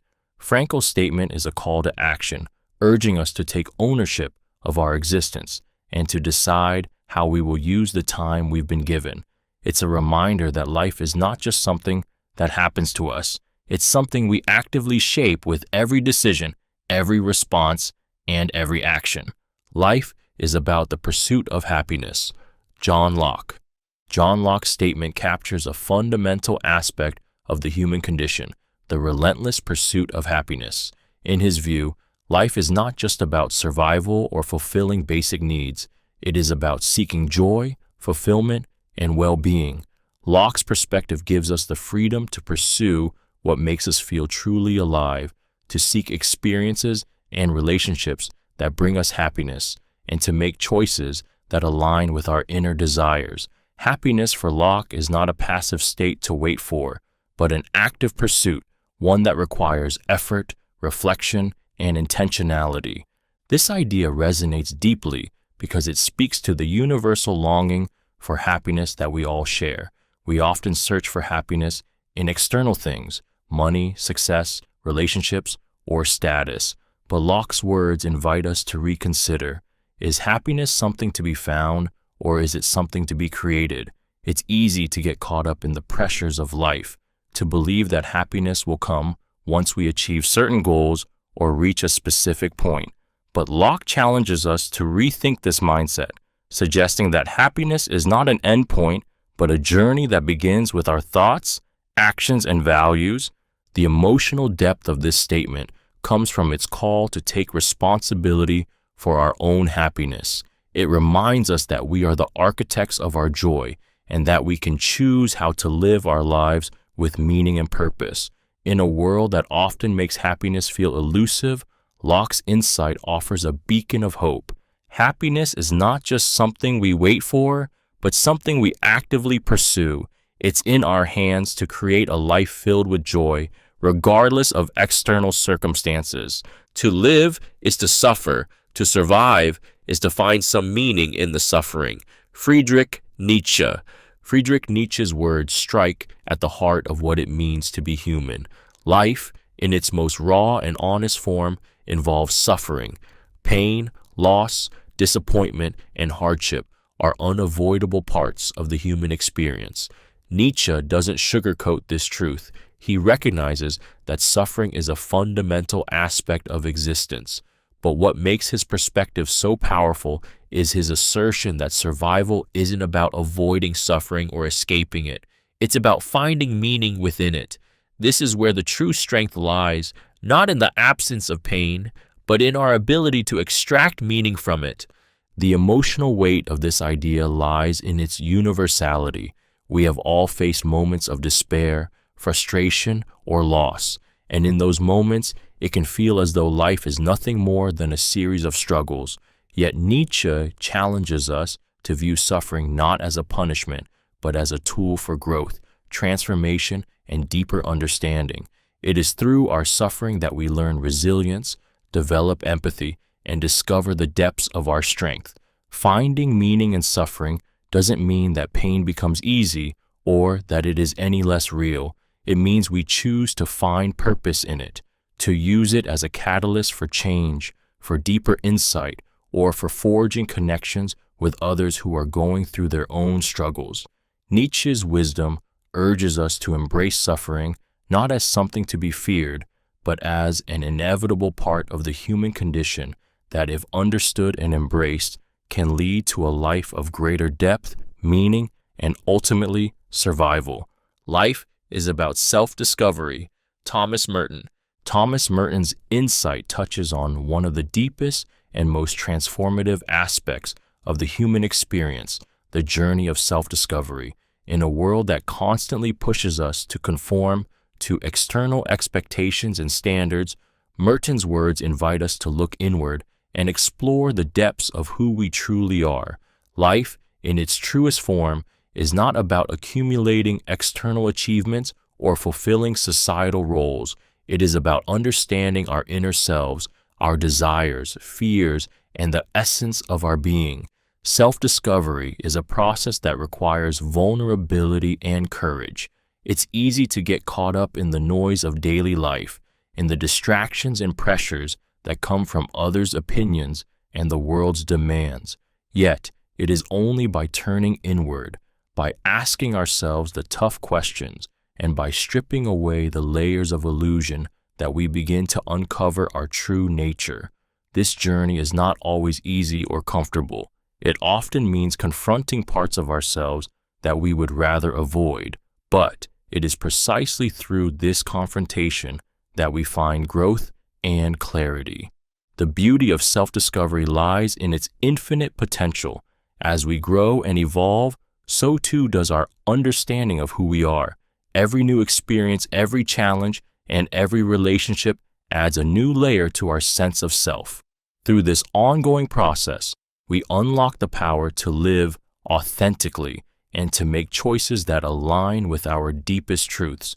Ultimately, life's most meaningful pursuit is not external success, but the continual unfolding of our own potential. You are your choices. Jean-Paul Sartre. Jean-Paul Sartre's words encapsulate the essence of existential philosophy, where freedom, responsibility, and authenticity converge. By saying, "You are your choices," Sartre reminds us that we are not defined by the circumstances of our birth, our past, or the expectations placed upon us by others. Instead, we are shaped by the decisions we make every day. This powerful insight is emotionally stirring because it places the full weight of our existence in our hands, urging us to take ownership of the lives we create. Sartre's statement speaks to the heart of human freedom. While many aspects of our lives may feel predetermined or influenced by external forces, the act of choosing how we respond, what we pursue, and who we become is entirely within our control. This realization can be both liberating and daunting. It means we are free, but with that freedom comes responsibility. Every choice we make has the potential to define us, and with that comes the emotional weight of knowing that we alone are responsible for the life we lead. This truth challenges us to reflect on our lives with honesty and introspection. Are we making choices that align with our true values? Are we living authentically, or are we simply conforming to the expectations of others? Sartre's philosophy calls us to embrace our freedom, to make deliberate choices, and to live a life that reflects our deepest truths. In the end, our choices are what give us meaning and purpose, and through them, we define who we truly are. Life begins where fear ends. Osho. Osho's powerful words invite us to confront one of the greatest obstacles to living fully: fear. Fear, whether it's fear of failure, rejection, or the unknown, often holds us back from embracing life in its entirety. We live in a world that constantly triggers anxiety, from the pressure to succeed to the fear of not measuring up. Osho's statement cuts through this, suggesting that our true potential, our true life, can only unfold when we free ourselves from the grip of fear.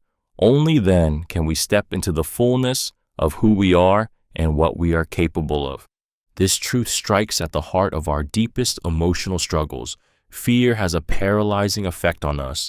It keeps us in the shadows, preventing us from taking risks, exploring new opportunities, and living authentically.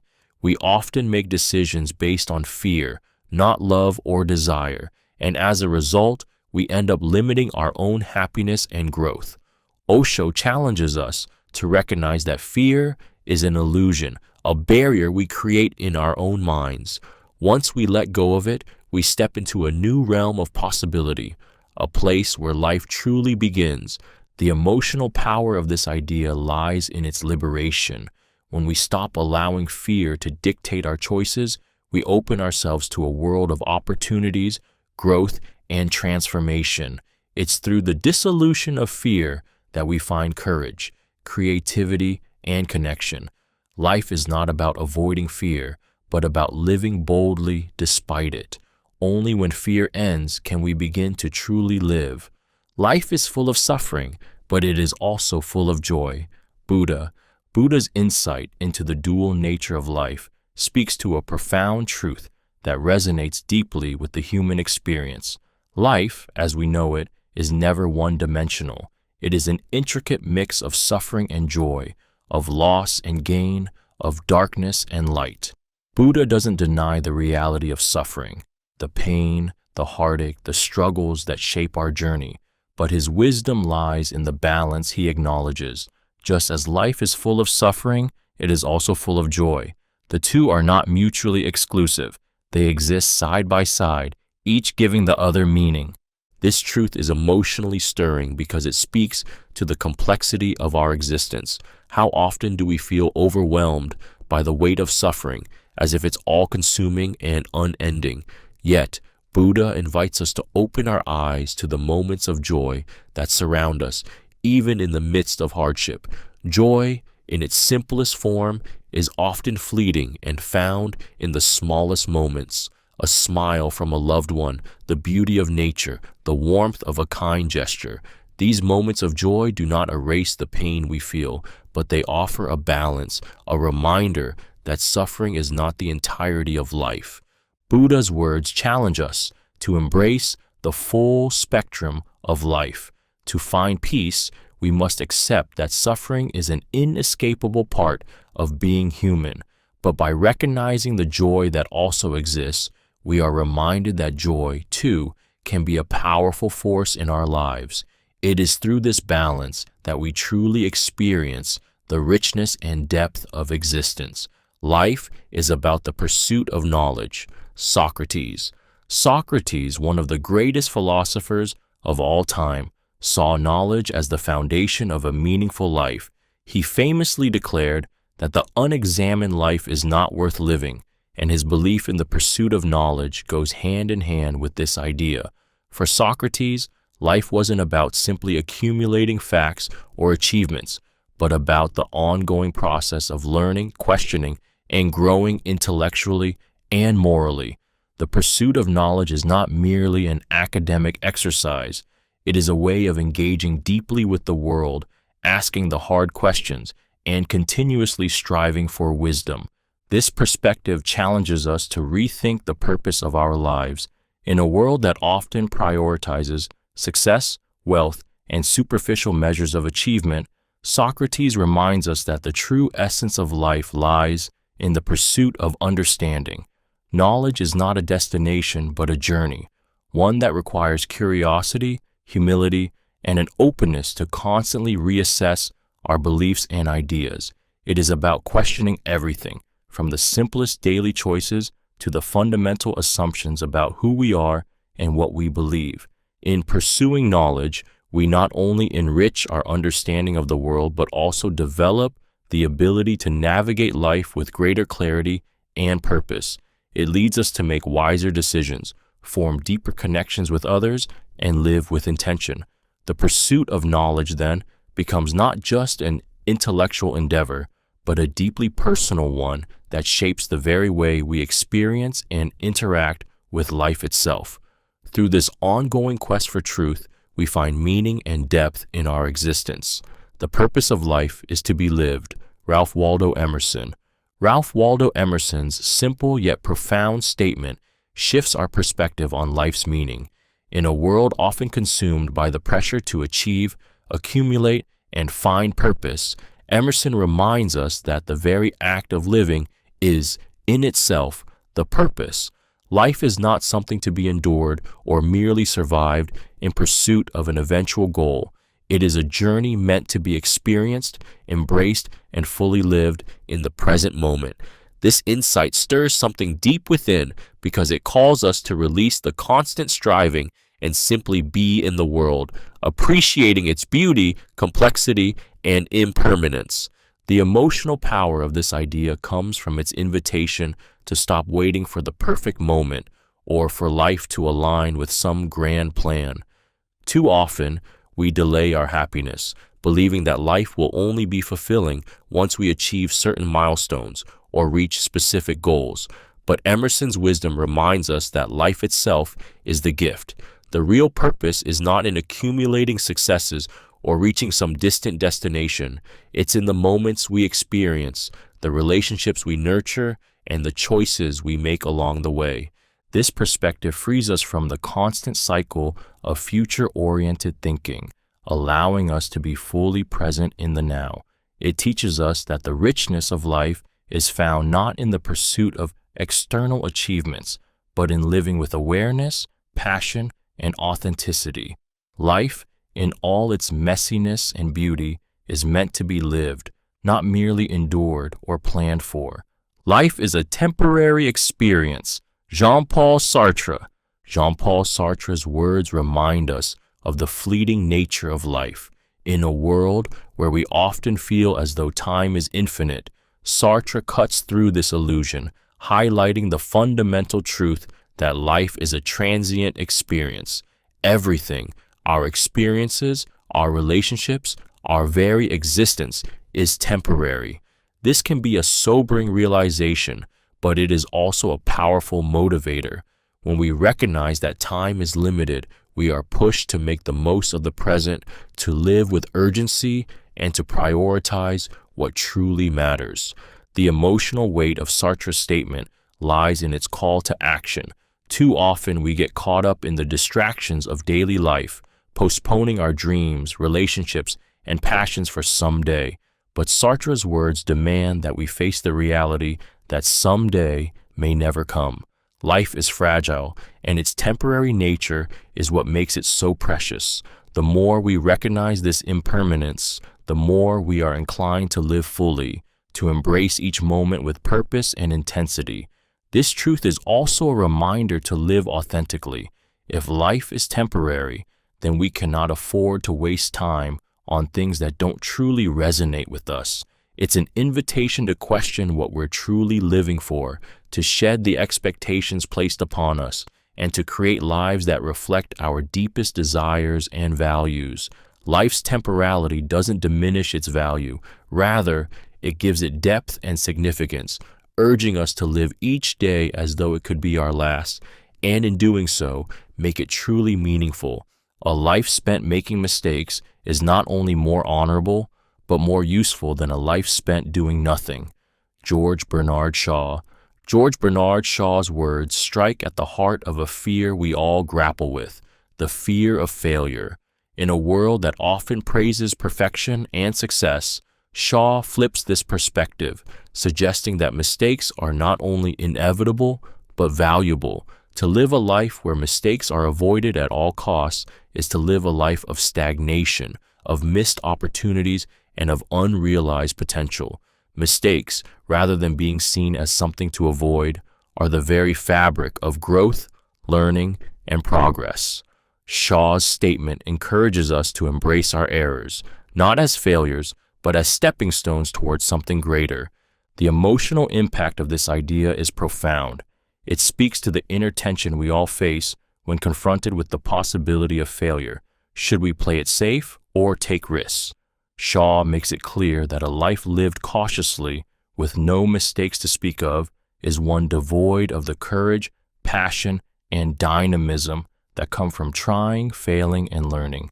Mistakes, in this sense, are a sign that we are actively engaging with life, that we are pushing ourselves to explore, to experiment, and to evolve.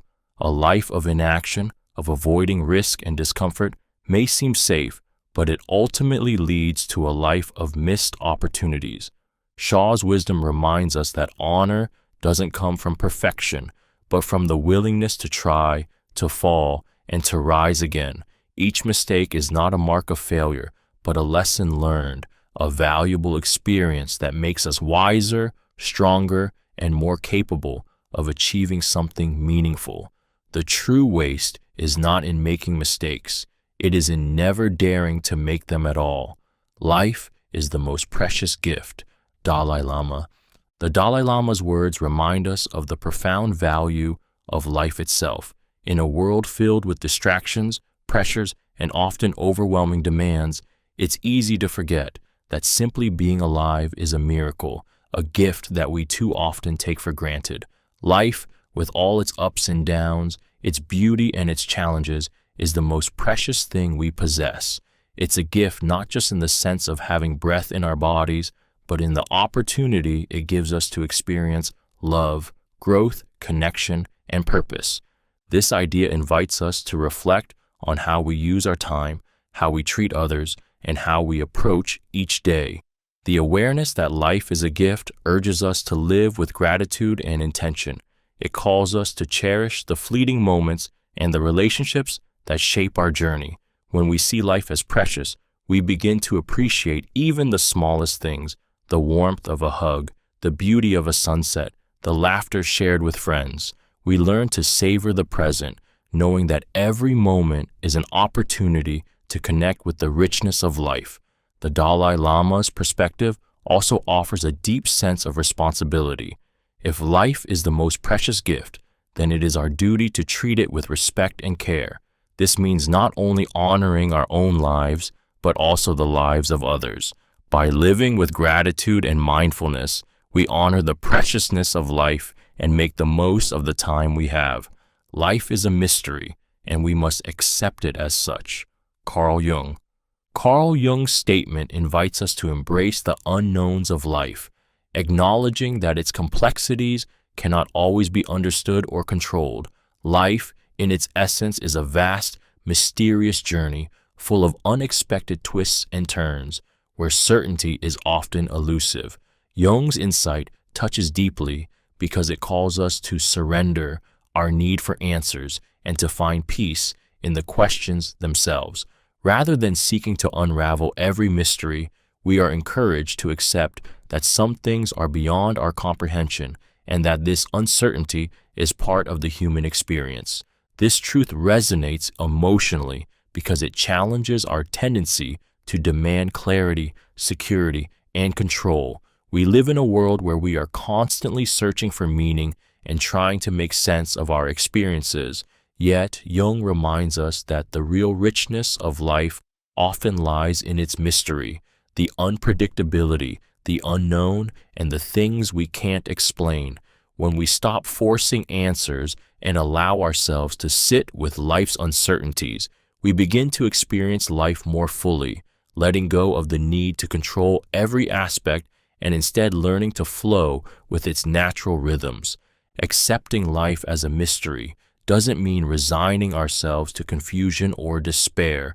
It means finding wisdom in the uncertainty, letting go of rigid expectations, and learning to trust the process of life itself. This acceptance allows us to live more freely, to embrace both the known and the unknown, and to find meaning in the journey, even when the destination remains hidden. Life is a fleeting moment. Live it well. Buddha's timeless wisdom captures the essence of life's fragility. He reminds us that life is not something to be taken for granted, nor is it guaranteed to last forever. Each moment is fleeting, passing in the blink of an eye, and it is easy to let these precious moments slip by unnoticed. Yet, it is in understanding the brevity of life that we can find the urgency to live it fully. Buddha's words urge us to embrace the present with awareness, to engage in life with intention, and to savor each experience as it comes. This truth stirs a deep emotional response because it calls us to wake up from the distractions and routines that often cloud our minds. We spend so much time planning, worrying, or looking ahead that we miss the beauty and richness of the present moment. But Buddha's teachings invite us to shift our focus, stop waiting for a perfect moment or distant future, and instead find peace and fulfillment in the here and now. Living life well doesn't mean living without hardship or discomfort. It means approaching every experience with mindfulness, gratitude, and presence. It's about making the most of what we have in each passing moment, whether it's a small joy, a connection with another person, or an act of kindness. By living with this awareness, we honor the fleeting nature of life and make each moment count. In the end, it is how we live in these brief moments that defines the quality of our lives. Life is inherently tragic, but that doesn't mean it is without meaning. Albert Camus. Albert Camus' statement challenges the way we often view life through the lens of optimism or despair. He acknowledges a profound truth. Life, in its essence, is tragic. We all face suffering, loss, and the inevitable march of time that strips away everything we hold dear. The tragedy of life cannot be ignored, and it's often easy to fall into the belief that if life is inherently tragic, then it must be meaningless. But Camus pushes back against this nihilistic view, suggesting that meaning is not found in the absence of tragedy, but in how we choose to respond to it. This idea carries an emotional weight because it confronts us with the harsh realities of life while offering us a path forward. When faced with the inevitability of suffering and the absurdity of existence, it's easy to feel lost, as though the weight of the world is too much to bear. Yet Camus invites us to look deeper, to find meaning not in the absence of pain, but in how we live with it.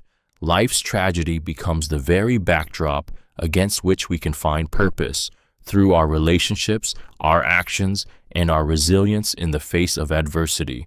The true meaning of life, according to Camus, comes from the courage to continue, to create our own meaning, and to embrace the beauty of existence despite its inherent tragedy. It is this acceptance of life's imperfections, its suffering, and its fleeting moments that allows us to find the strength to live fully and meaningfully. Life may be tragic, but it is never without meaning, because meaning is something we must create for ourselves. Life is always changing, so one must change with it. Heraclitus. Heraclitus' words remind us of the constant and inevitable flow of life. Change is not just a part of life, it is life itself. The world around us, our circumstances, our relationships, and even our thoughts are in a continuous state of flux. To resist this change is to resist the essence of life. Heraclitus teaches us that the key to thriving is not to cling to the past or to seek stability in a world that is inherently unstable, but to adapt, grow, and move with the current of life as it unfolds. This idea can be deeply unsettling, as we often seek comfort in familiarity and predictability. We long for a sense of control over our environment and our future. Yet, Heraclitus challenges this desire, urging us to embrace the fluidity of life. When we learn to accept and even welcome change, we open ourselves up to new opportunities, growth, and transformation. The person who is able to evolve with life's shifting tides is the one who remains resilient, adaptable, and at peace with the world's unpredictable nature. In a society that constantly evolves, whether through technology, culture, or personal experiences, Heraclitus's wisdom is more relevant than ever. To live fully is to embrace change, to let go of the fear of the unknown, and to find strength in the ever-changing nature of existence. Life's only constant is change, and by learning to flow with it, we unlock the true potential for growth and fulfillment. Life is about connecting with others. Albert Schweitzer. Albert Schweitzer's profound insight underscores the essence of human existence. Our purpose is not found in isolation, but in the relationships and connections we form with others. Life, at its core, is about connection, whether it's through love, friendship, empathy, or community. Schweitzer, a doctor, philosopher, and humanitarian, understood that the true richness of life comes from our ability to engage with and support one another. This truth resonates deeply because it speaks to the emotional heart of what it means to be human.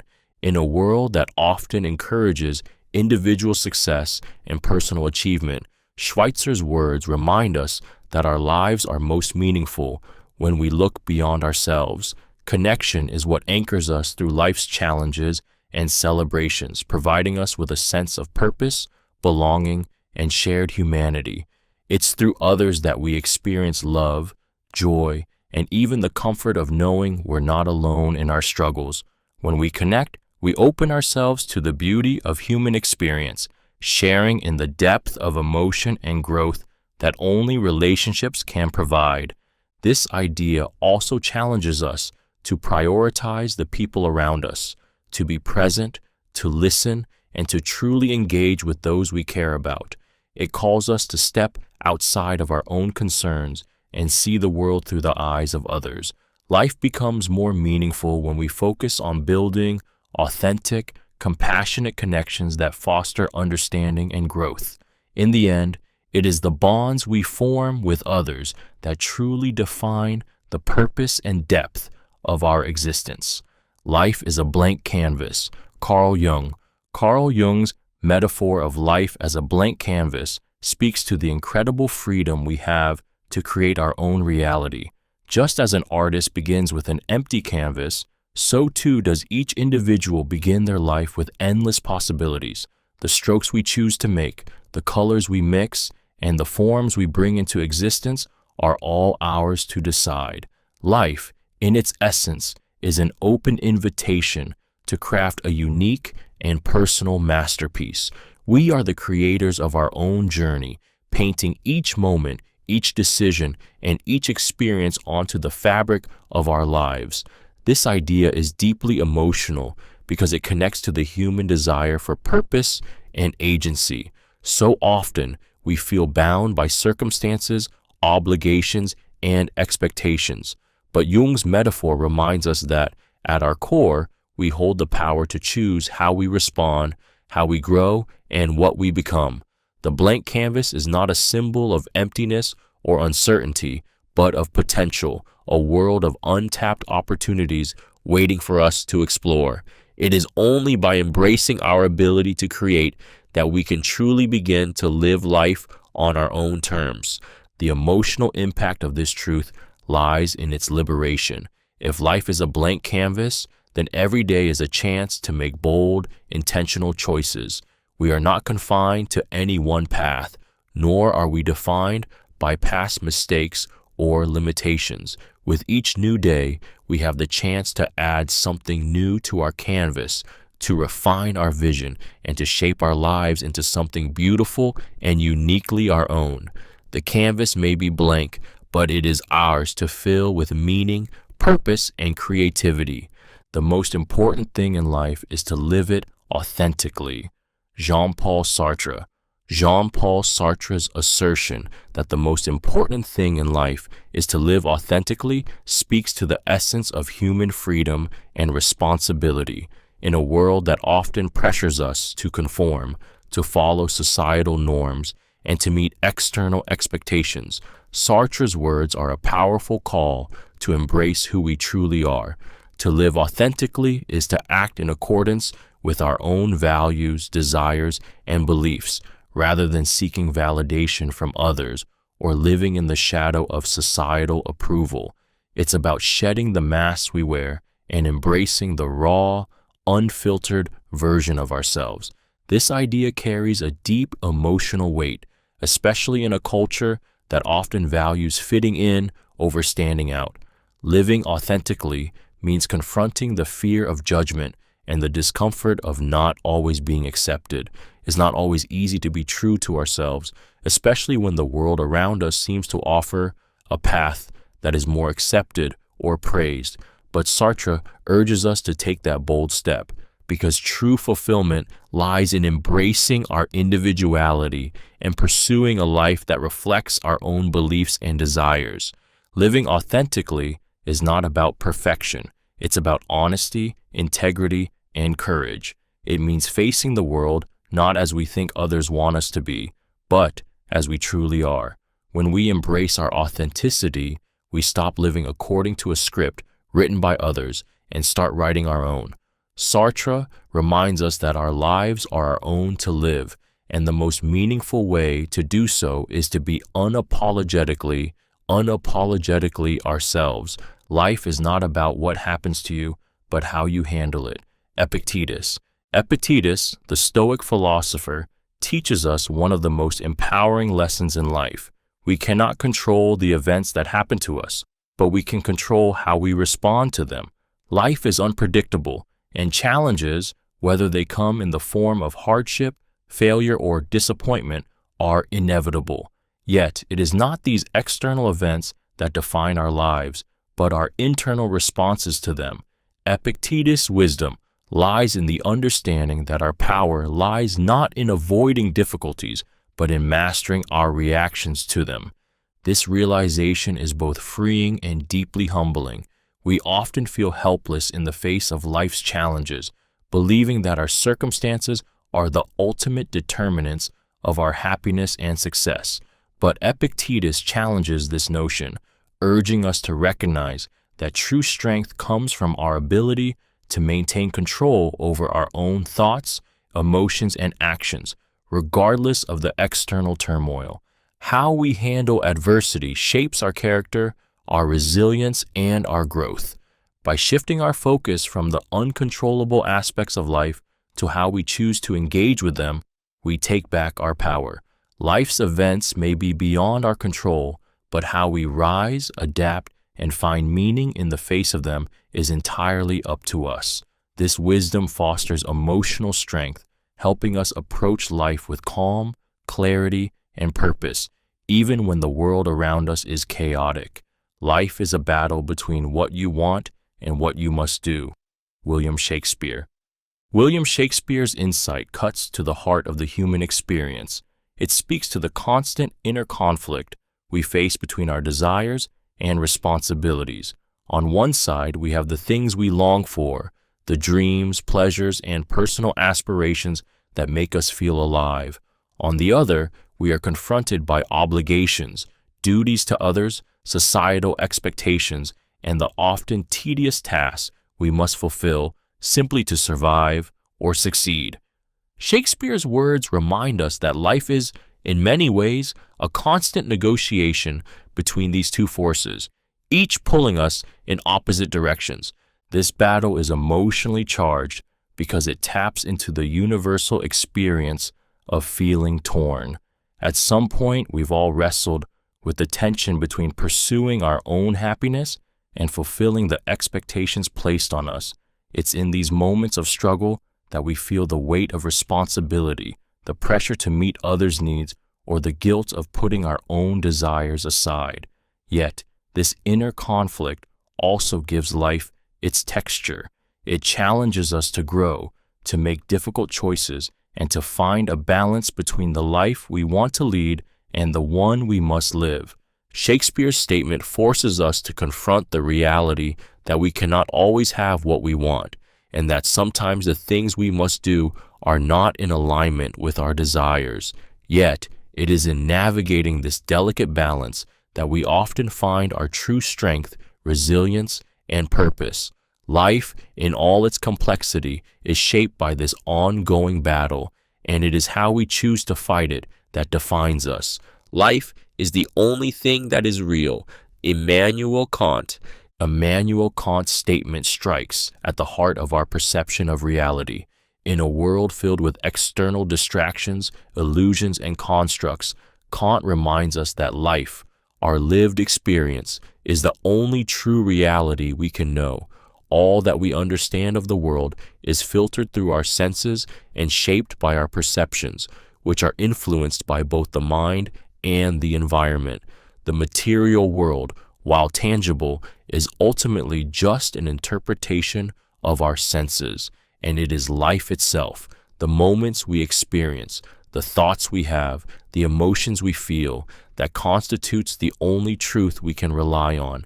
This idea is emotionally powerful because it calls us to focus on the here and now, to embrace our personal experience as the grounding truth. We are often lost in the illusion of external success, societal pressures, and the pursuit of things outside of ourselves. Yet, Kant's words urge us to turn inward, to recognize that the only reality we can truly know is the life we live in each moment. It challenges us to stop searching for meaning in things, achievements, or approval from others, and instead find value in our direct experience of existence. This truth shifts our perspective. Life is not something we live in pursuit of something else, but it is the ultimate reality in and of itself. It is the relationships, the experiences, the fleeting moments of joy and sorrow that make life real. By embracing the present and grounding ourselves in the experience of living, we connect to the most authentic part of existence, free from the illusions that often cloud our perception. Life is but a dream. René Descartes. René Descartes' assertion that life is but a dream challenges the very foundation of reality as we know it, inviting us to question everything around us. Descartes, a philosopher known for his deep explorations of existence, suggests that what we perceive as real might not be as tangible or certain as we believe. Just as dreams feel real while we're in them but often fade when we wake up, Descartes questions whether the experiences we have are truly genuine or just fleeting illusions. This idea stirs deep emotion because it taps into the fundamental human fear of uncertainty and the unknown. The concept that life may not be what it seems challenges our understanding of reality, urging us to confront the possibility that our perceptions could be flawed or incomplete. If life is like a dream, then nothing is guaranteed, and everything is open to reinterpretation. This forces us to re-examine not just what we believe, but why we believe it. However, Descartes' words also hold a liberating message. If life is but a dream, it means that our grip on reality is not as fixed as we think. It is fluid, malleable, and open to exploration. Dreams are a realm of possibility, creativity, and change. By seeing life as a dream, we free ourselves from rigid limitations and open ourselves to the potential of new perspectives, new experiences, and new ways of living. It's a reminder that nothing is permanent, and the way we perceive life can always be transformed. Life is about finding your own path. Ralph Waldo Emerson.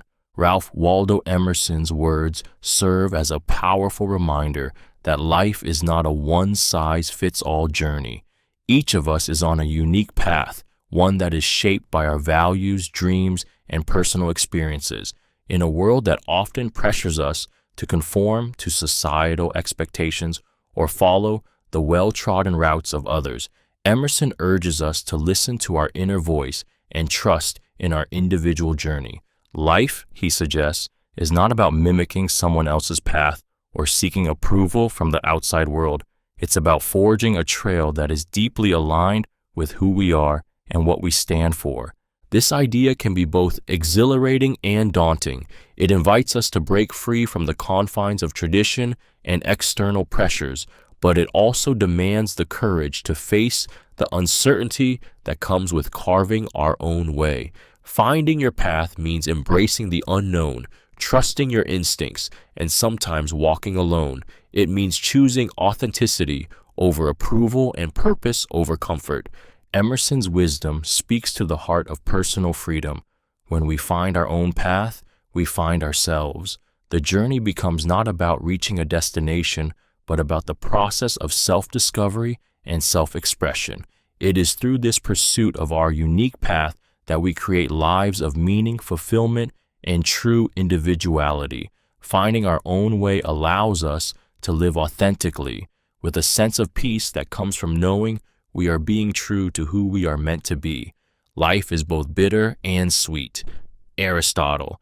Aristotle's words capture the complexity of the human experience, acknowledging that life cannot be fully understood through only joy or only pain. It is both bitter and sweet, a constant blend of pleasure and hardship that defines our journey. This duality resonates deeply because it reflects our daily reality. We are never solely happy or entirely miserable. We live in the spaces between, where moments of joy coexist with sorrow and triumphs are tempered by struggles. The emotional power of this insight lies in its honesty. Life, in all its richness, is filled with contrasts. The sweetness of love, success, and connection can feel even more profound because it often follows periods of challenge, loss, or hardship. It is through the bitter moments that we come to appreciate the sweet ones. The hardships we face, whether personal, emotional, or external, are not merely obstacles, but essential parts of our growth. Without the bitterness, we would never fully recognize the depth of the sweetness that life offers. Aristotle's statement encourages us to accept both aspects of life without resisting either. We are taught not to dwell in the bitterness or chase after only the sweetness, but to embrace the entirety of the experience. In doing so, we learn resilience, gratitude, and the understanding that each moment, whether difficult or joyful, adds to the richness of our existence. Life's true beauty lies in its balance, and by accepting both its bitter and sweet moments, we find deeper meaning and fulfillment. Life is about choices. William James. William James's statement captures one of the most fundamental truths of human existence. Life is shaped by the choices we make. Every moment presents us with a decision, from the smallest actions to the life-altering ones. These choices, often guided by our values, desires, and fears, define the path we walk and determine who we become. James, a philosopher and psychologist, emphasizes that our lives are not governed solely by external forces or fate, but by the power of choice. In this sense, we are the architects of our own destinies, and the decisions we make are the building blocks of our reality. This insight strikes a deep emotional chord because it places the responsibility for our lives in our own hands. It's easy to blame circumstances, other people, or luck when things don't go as planned. But James reminds us that at the core of every situation, we always have a choice. We can choose how to respond, what to prioritize, and how to move forward. This realization is both liberating and daunting. It gives us the freedom to create the life we want, but it also challenges us to take ownership of our actions and their consequences. The emotional impact of this truth is profound because it empowers us to take control of our own stories. Life is not something that happens to us. It is something we actively shape through our choices. Whether we choose love, fear, courage, or doubt, each choice creates a ripple effect, influencing not only our own journey, but the lives of those around us. Understanding that life is about choices is an invitation to live more consciously, to be intentional with our decisions, and to create a life that aligns with our truest desires. Life is a process of creation. William Blake. William Blake's insight into life as a process of creation invites us to view our existence not as a passive experience, but as an active act of building, shaping, and forming who we are and how we experience the world. Life is not something that simply happens to us. It is a canvas upon which we continuously draw, a piece of clay we are constantly molding. Every thought, every action, every decision we make contributes to the ongoing creation of our reality. Blake reminds us that our lives are works in progress, ever-changing, ever-evolving. This idea strikes an emotional chord because it places the responsibility of creation squarely in our hands. There is no predefined blueprint for life. We are the architects. This thought is liberating yet daunting, for it means we have the power to create both the beauty and the chaos of our existence. The notion that life is a process of creation forces us to acknowledge that we are not simply reacting to the world around us, but actively participating in the shaping of it. Whether through our relationships, our work, or the choices we make daily, we are always in the act of creating. By viewing life as creation, we are encouraged to embrace every moment as an opportunity for self-expression, growth, and transformation. It reminds us that even in the midst of uncertainty or hardship, we are not helpless. We have the power to create meaning, beauty, and purpose. Life, according to Blake, is not something we simply endure. It is something we continually bring into existence. And with this understanding comes the freedom to live with intention, to create the life we want, one choice at a time. Life is short, time is precious. Marcus Aurelius. Marcus Aurelius's words are a stark reminder of the fleeting nature of life. Time, once past, is gone forever, and this precious resource is something we can never get back. In a world where we are constantly pulled in 1,000 directions, distracted by the trivial and the temporary, Aurelius calls us to reflect on how we truly spend our time. Each moment, he suggests, is an opportunity that should not be wasted on inconsequential things. Life is short, and time is the one thing we cannot accumulate or replace. This insight hits us deeply because it speaks to our human tendency to procrastinate, to delay our dreams, or to get caught up in the noise of daily life. We often think that we have all the time in the world, only to realize too late that we have let the most meaningful opportunities slip by. Aurelius challenges us to live with intention and urgency to make the most of the time we have. Whether it's spending quality moments with loved ones, pursuing our passions, or simply appreciating the present, every moment is an invaluable piece of our existence. Understanding the brevity of life does not mean living in constant stress or rushing through every day. It means living with awareness, choosing to focus on what truly matters, and appreciating the precious moments we are given. Time, once gone, cannot be reclaimed, and it is this awareness that should drive us to live fully and meaningfully. Life is about self-overcoming. Friedrich Nietzsche. Friedrich Nietzsche's powerful statement encapsulates one of the core tenets of his philosophy. Life is not about remaining static or content with who we are, but about constantly transcending our limitations and evolving into something greater. Self-overcoming, in Nietzsche's view, is the very essence of human existence. It calls us to rise above our past selves, our fears, and our weaknesses, and to transform through struggle, growth, and the relentless pursuit of becoming our best selves. This insight stirs deep emotion because it speaks to our inner drive for progress and the pain that often accompanies it. Growth, whether personal or professional, requires us to face uncomfortable truths, challenge long-held beliefs, and push beyond what we thought was possible. The process of self-overcoming is often messy, difficult, and filled with moments of doubt. Yet, it is through this struggle that we discover our strength and resilience. Nietzsche suggests that we are not defined by our circumstances or our past, but by our capacity to confront our weaknesses and continuously improve. Self-overcoming is not about perfection, but about transformation. It is about embracing life's challenges as opportunities for growth and using adversity as a catalyst for change.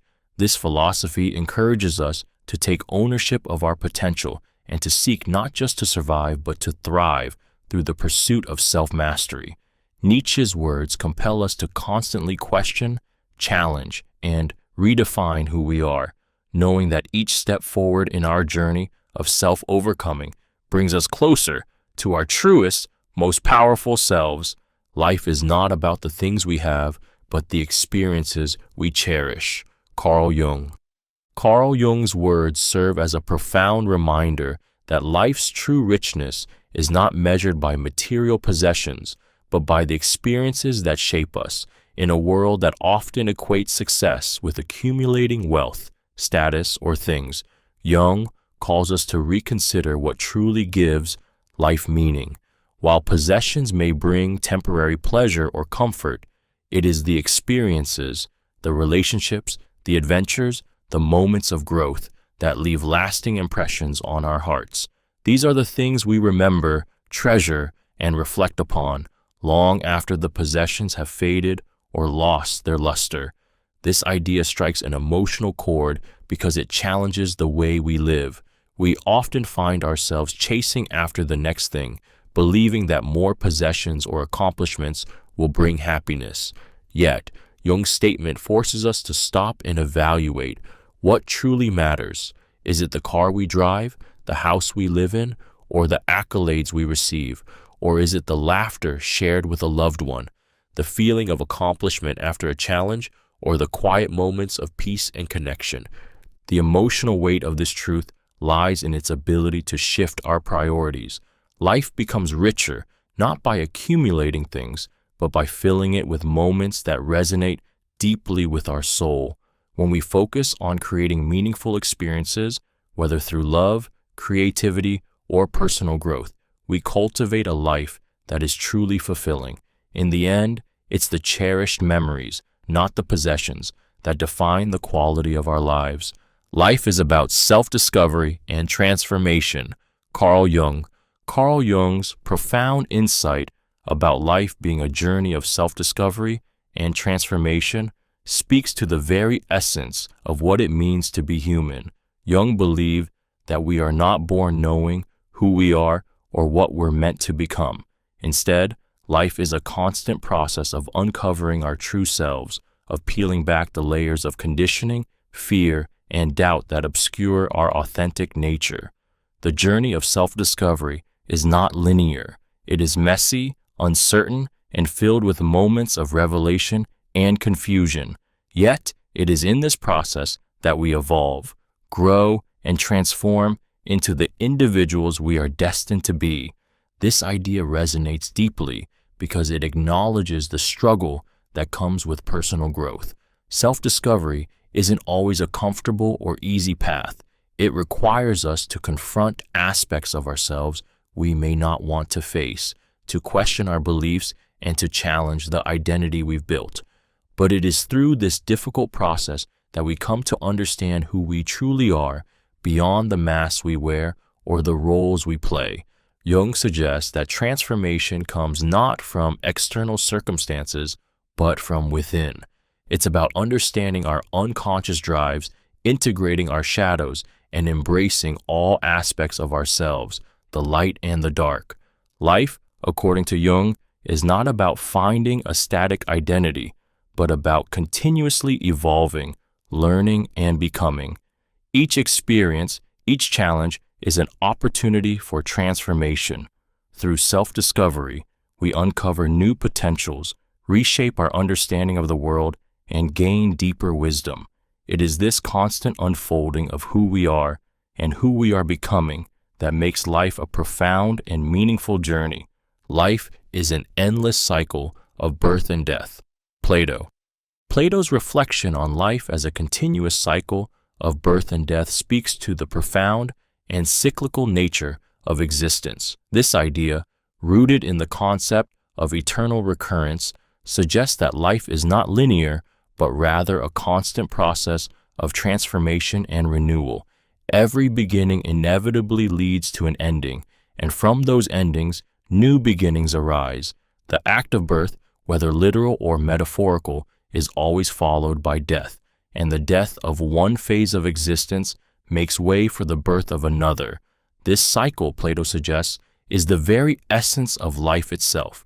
This perspective invites us to embrace the impermanence of life, acknowledging that change, loss, and renewal are inevitable parts of our journey. It reminds us that every moment, every phase of our existence is transient.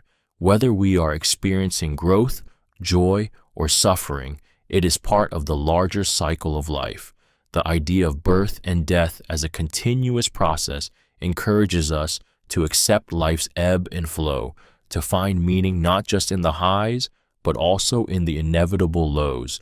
Rather than fearing death or seeing it as an end, Plato's view suggests that death is simply a part of the larger pattern of life, a transition, not a conclusion. Each death, whether of a person, a relationship, or an idea, makes room for new life to emerge. In this way, the cycle of birth and death becomes not something to fear, but something to honor, as it allows us to grow, evolve, and experience life in its fullest and most transformative form. Life is about dealing with the tension between necessity and freedom. Jean-Paul Sartre. Jean-Paul Sartre's statement reveals the heart of existential philosophy, the struggle between the constraints of necessity and the boundless potential of freedom. Sartre understood that as humans, we are caught in a delicate balance. On one side, we face the necessity of our existence, society's rules, our responsibilities, the limitations imposed by our circumstances, and the undeniable fact of our mortality. On the other side, we have the freedom to choose how we respond to these circumstances, to define our own values, and to shape our path. This tension between what we must do and what we can choose to do is what makes life so complex and often emotionally charged. This insight strikes an emotional chord because it acknowledges the internal conflict we all experience. We feel pulled between our desire for autonomy and the inevitable responsibilities that life demands of us. There is the yearning for freedom, freedom to follow our passions, to make our own decisions, and to live authentically. Yet, we are constantly faced with the necessities of work, social expectations, and the mundane tasks that keep life moving. Sartre's words compel us to confront this duality and to recognize that life's richness comes not from escaping one or the other, but from navigating the delicate tension between them. Living with this tension is what makes us human. It is through our choices, made within the framework of necessity, that we find meaning and create purpose. Sartre's philosophy challenges us to embrace this tension, to acknowledge the freedom we have in defining our lives, even as we confront the obligations that shape our existence. It is in the struggle between necessity and freedom that we truly discover who we are. Life is a philosophical question we must each answer for ourselves. Soren Kierkegaard. Soren Kierkegaard's statement speaks to the deeply personal and individual nature of life's meaning. In a world full of external voices, family, society, religion, culture, there is a profound truth in Kierkegaard's reminder that life's purpose is not something that can be dictated by others. It is a question we must all answer for ourselves through our own experiences, reflections, and choices. This is not a question with a single, universal answer, but one that evolves with us as we grow, encounter challenges, and seek understanding. This truth resonates deeply because it emphasizes the autonomy we each hold over our own existence. The search for meaning in life can be overwhelming, especially when we feel the pressure to conform to others' expectations. But Kierkegaard's words challenge us to look inward and trust our own inner compass. Life is not about following a predetermined path, but about confronting our own doubts, fears, and desires, and carving out a path that feels true to us. This journey requires courage, as it often means stepping into the unknown, embracing uncertainty, and making choices that reflect our deepest convictions. The emotional power of this statement lies in its call to take ownership of our lives. By recognizing that we must answer life's philosophical question for ourselves, we are empowered to live authentically. We are not bound by external definitions of success, happiness, or purpose. Instead, we become the creators of our own meaning, forging a life that reflects who we truly are. In this sense, life becomes an ongoing exploration, one that challenges us to grow, reflect, and ultimately find our own truth. Life is an interdependent web of relationships. Martin Buber. Martin Buber's statement that life is an interdependent web of relationships highlights the profound interconnectedness that defines our existence. In Buber's philosophy, the essence of being human lies in our relationships with others, with nature, and with ourselves. He emphasized the I-thou relationship, where we engage with others not as objects to be used, but as whole beings with whom we share a mutual, genuine connection. This perspective shifts the focus of life from individualism to the understanding that we are all part of a greater whole, bound together by invisible threads that link us to everything around us. This insight strikes a deep emotional chord because it challenges the modern narrative of self-sufficiency and independence. We are often taught to believe that we must navigate life alone, that our worth and success depend on our individual achievements. But Buber's view calls us to reconsider this approach. Our lives are not isolated. They are woven together with the lives of others. Each interaction, whether with family, friends, strangers, or even the natural world, shapes our journey and our understanding of who we are. Our actions, words, and even our silence reverberate through this interconnected web. Life, in Buber's view, is not about personal gain, but about deep, authentic connections. Every relationship we form, every person we encounter, contributes to the broader tapestry of existence. It is through these connections that we find meaning, purpose, and a sense of belonging. Buber reminds us that we are not isolated beings. We are part of something much larger, and our lives are richer when we acknowledge and nurture the relationships that bind us together. Life is not a matter of chance, but of choice. Albert Einstein. Albert Einstein's words invite us to take ownership of our lives in a profound way. They remind us that while external circumstances and events may feel random or beyond our control, the way we respond to them is always within our power. Life is not a mere roll of the dice, where fate decides our path for us. Rather, it is a series of choices, each one shaping the course of our journey. In every moment, we are faced with decisions that define who we are and who we will become. This perspective can be both empowering and humbling. It calls us to acknowledge that we are not helpless victims of chance, but active participants in the creation of our own reality. We cannot control everything that happens to us, but we can control how we react, the decisions we make, and the mindset we cultivate. Every choice, no matter how small, sets the stage for the next part of our lives. By recognizing this, we free ourselves from the passive mentality that life is something that simply happens to us.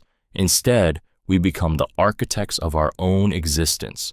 Einstein's insight encourages us to live intentionally, to make conscious decisions that align with our values and desires. It is through the power of choice that we carve out meaning, direction, and fulfillment in our lives.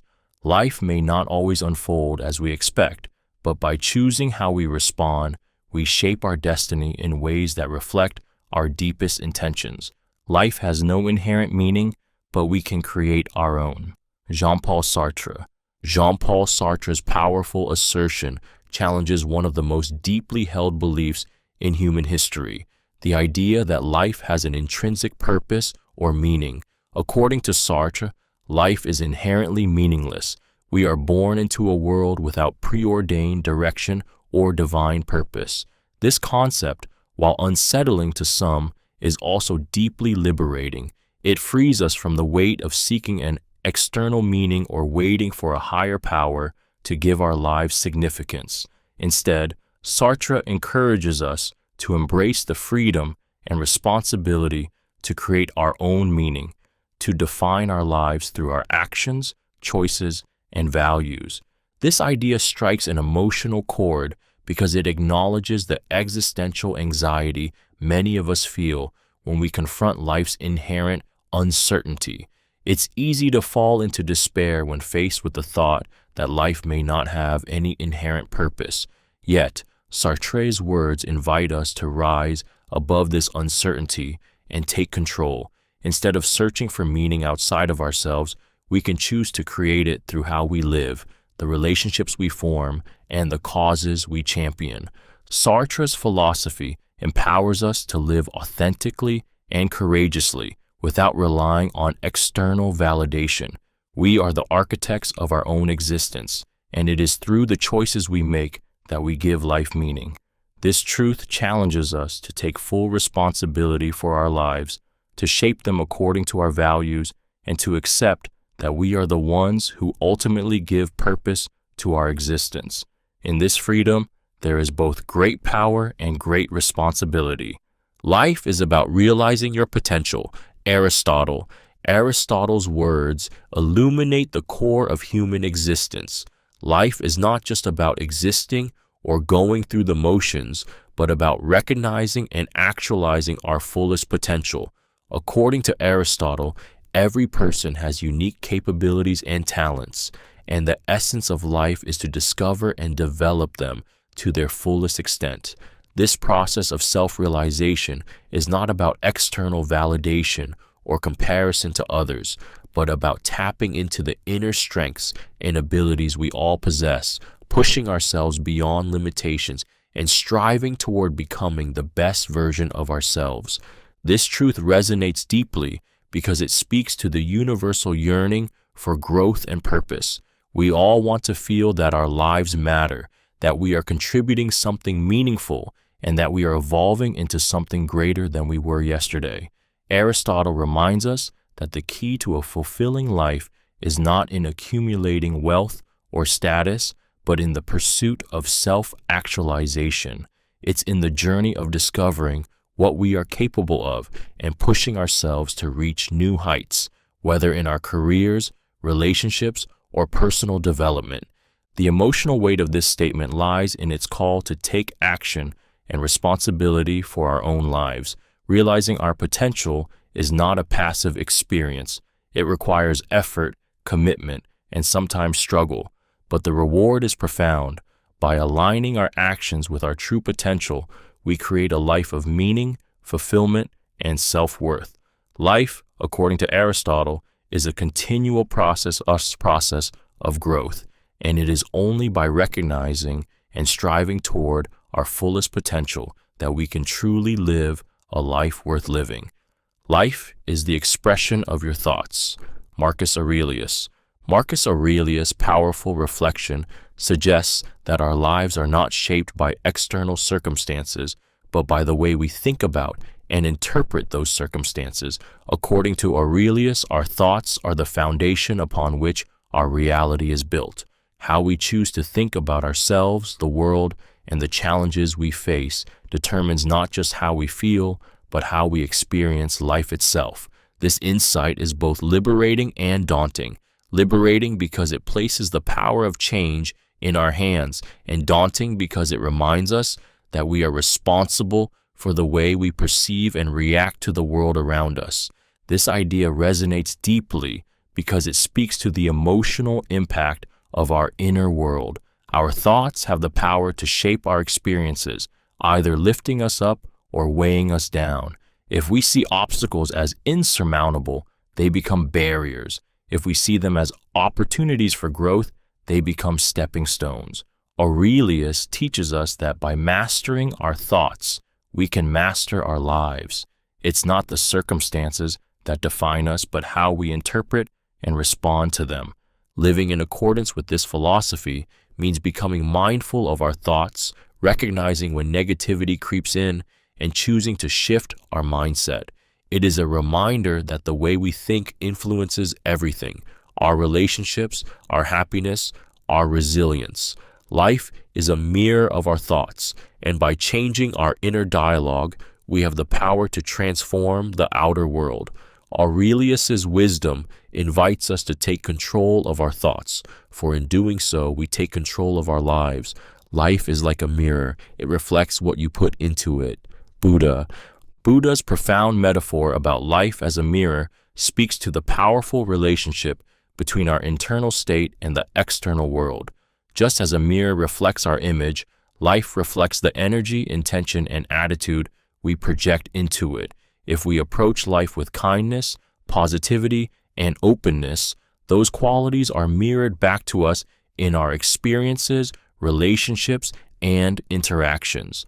Conversely, if we harbor negativity, resentment, or fear, those emotions are reflected in the challenges and conflicts we encounter. This truth is both simple and deeply transformative. It teaches us that the way we engage with the world through our thoughts, actions, and attitudes shapes the world's response to us. The people we meet, the opportunities that arise, and the outcomes we experience are all influenced by the energy we put out. By recognizing that life is a mirror, we realize that we have the power to shape our experiences and circumstances by changing the way we think and act. This metaphor also speaks to the concept of personal responsibility. It urges us to take ownership of our lives, knowing that we are not passive recipients of life's circumstances, but active creators of our reality. If we want to experience more joy, connection, and peace, we must first cultivate those qualities within ourselves. Life, like a mirror, reflects our inner world, and in doing so offers us an opportunity to transform not just our experiences, but our very selves. Life is about the pursuit of truth. Socrates. Socrates' declaration underscores the central role of truth in the human experience. For him, life is not merely about living or achieving success. It is about a relentless quest for understanding, clarity, and wisdom. In a world filled with distractions, opinions, and illusions, Socrates invites us to strip away the noise and engage deeply with the core truths of existence. His philosophy teaches us that the pursuit of truth is not a passive endeavor, but an active, challenging process that requires constant questioning, self-examination, and reflection. This insight resonates emotionally because it speaks to our innate desire for authenticity and understanding. We all seek meaning, whether consciously or subconsciously, and Socrates reminds us that the only way to find true fulfillment is to search for the truth in every aspect of our lives. This search is not about finding easy answers, but about embracing uncertainty and contradiction. It's about questioning the status quo, challenging our assumptions, and seeking deeper clarity in our relationships, our beliefs, and our actions.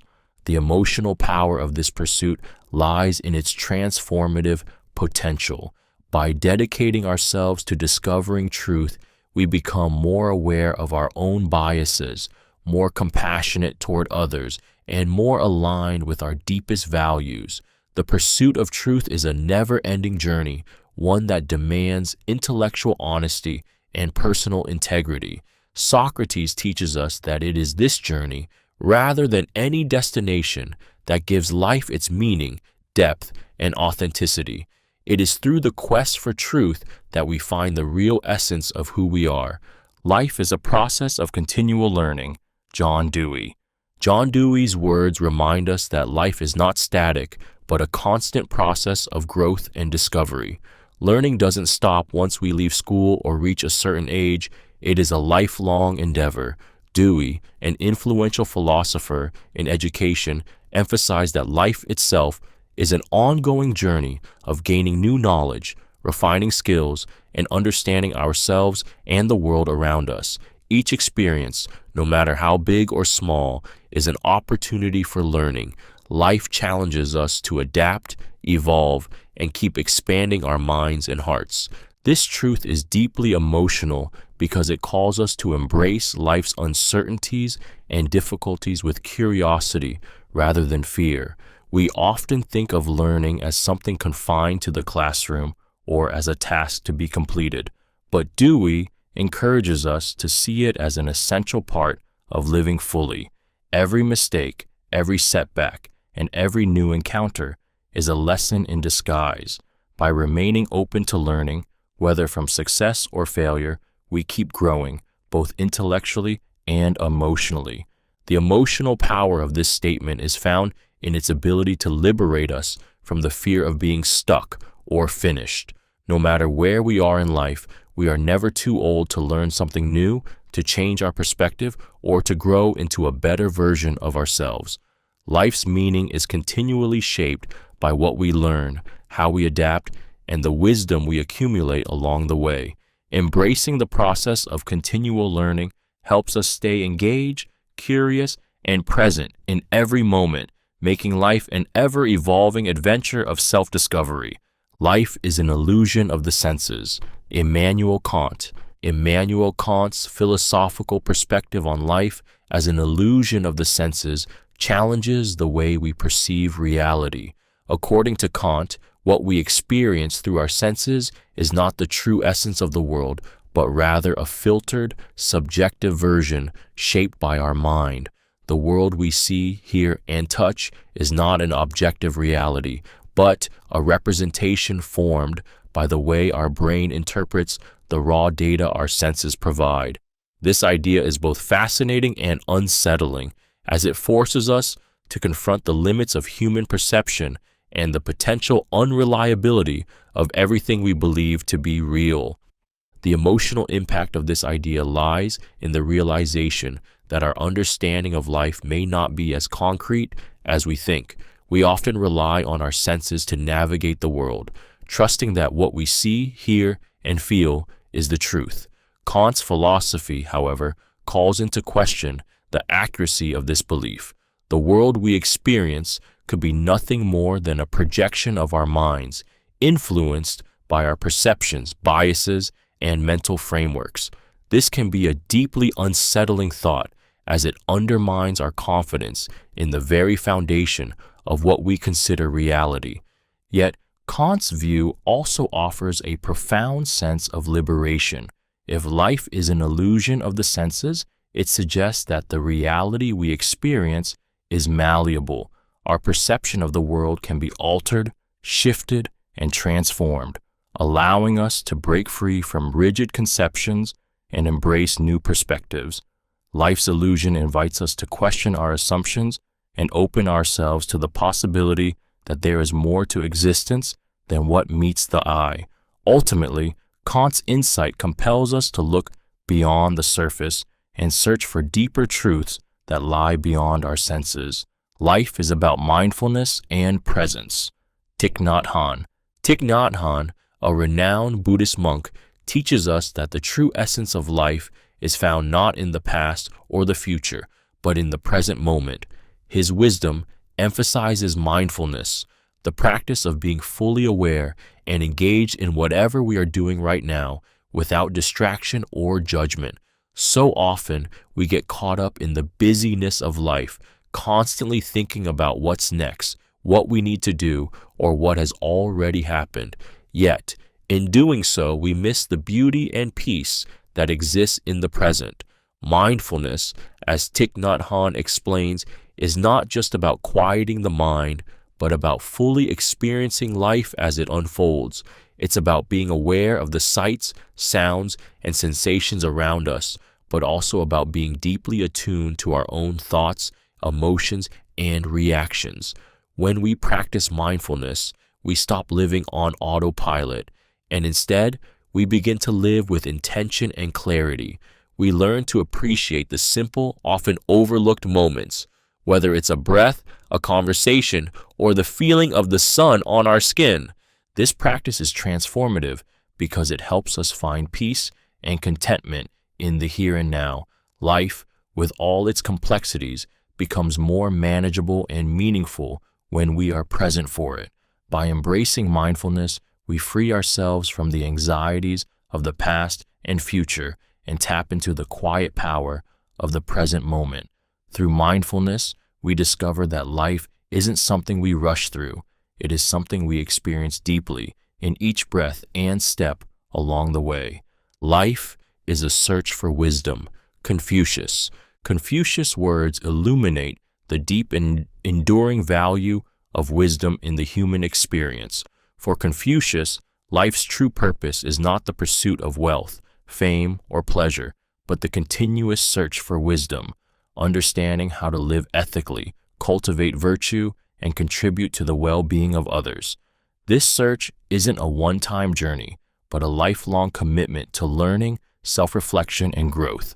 The emotional power behind this perspective lies in its call to live a life of purpose, rooted in thoughtfulness, responsibility, and moral integrity. The idea that life is a search for wisdom speaks directly to our own desire for meaning.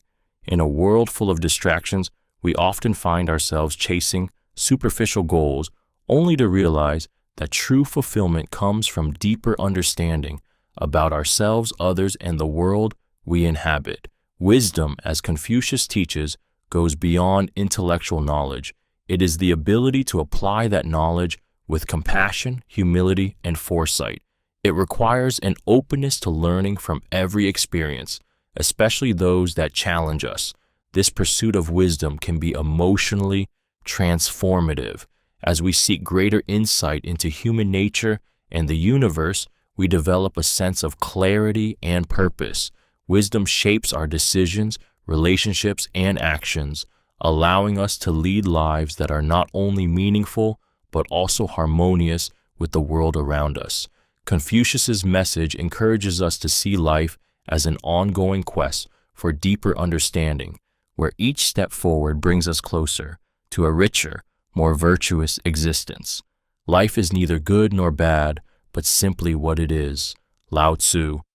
Lao Tzu's words offer a profound perspective on the nature of life, urging us to see life for what it truly is, a series of experiences without inherent labels of good or bad. So often, we judge life through the lens of our emotions, attaching value to events based on our desires or fears.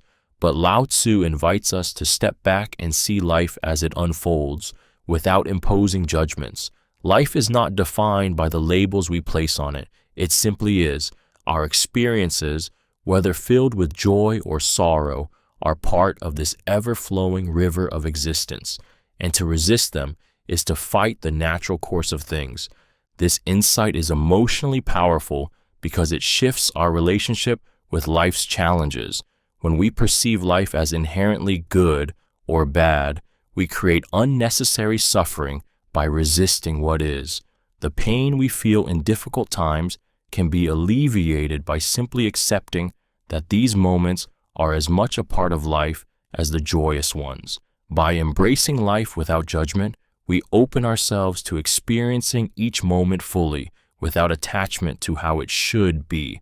The beauty of this concept lies in its liberating nature. When we stop labeling life as something we must control or manipulate, we begin to experience a deeper sense of peace and acceptance.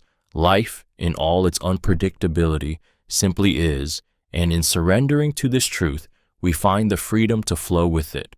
This acceptance allows us to move through life's ups and downs with greater ease, embracing each moment as it comes. Life is about balancing pleasure and pain. Aristotle. Aristotle's insight into life as a balance of pleasure and pain speaks to the complexity of human existence.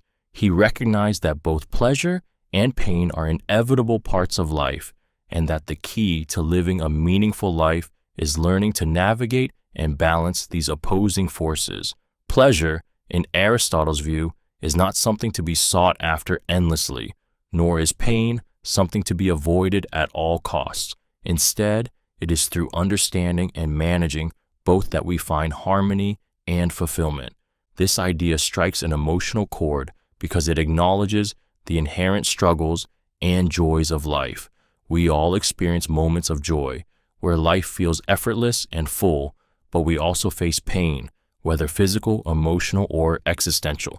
Aristotle's philosophy encourages us not to overindulge in pleasure, nor to succumb to pain without meaning. Life, in its truest sense, involves embracing both sides of the coin. It is in the balance between these two extremes that we grow, learn, and truly appreciate the richness of our existence. By focusing on this balance, we are encouraged to approach life with a sense of moderation. It's not about seeking perfection or avoiding discomfort, but about understanding that both pleasure and pain serve as teachers in our journey. Pleasure teaches us joy and gratitude, while pain teaches resilience and wisdom.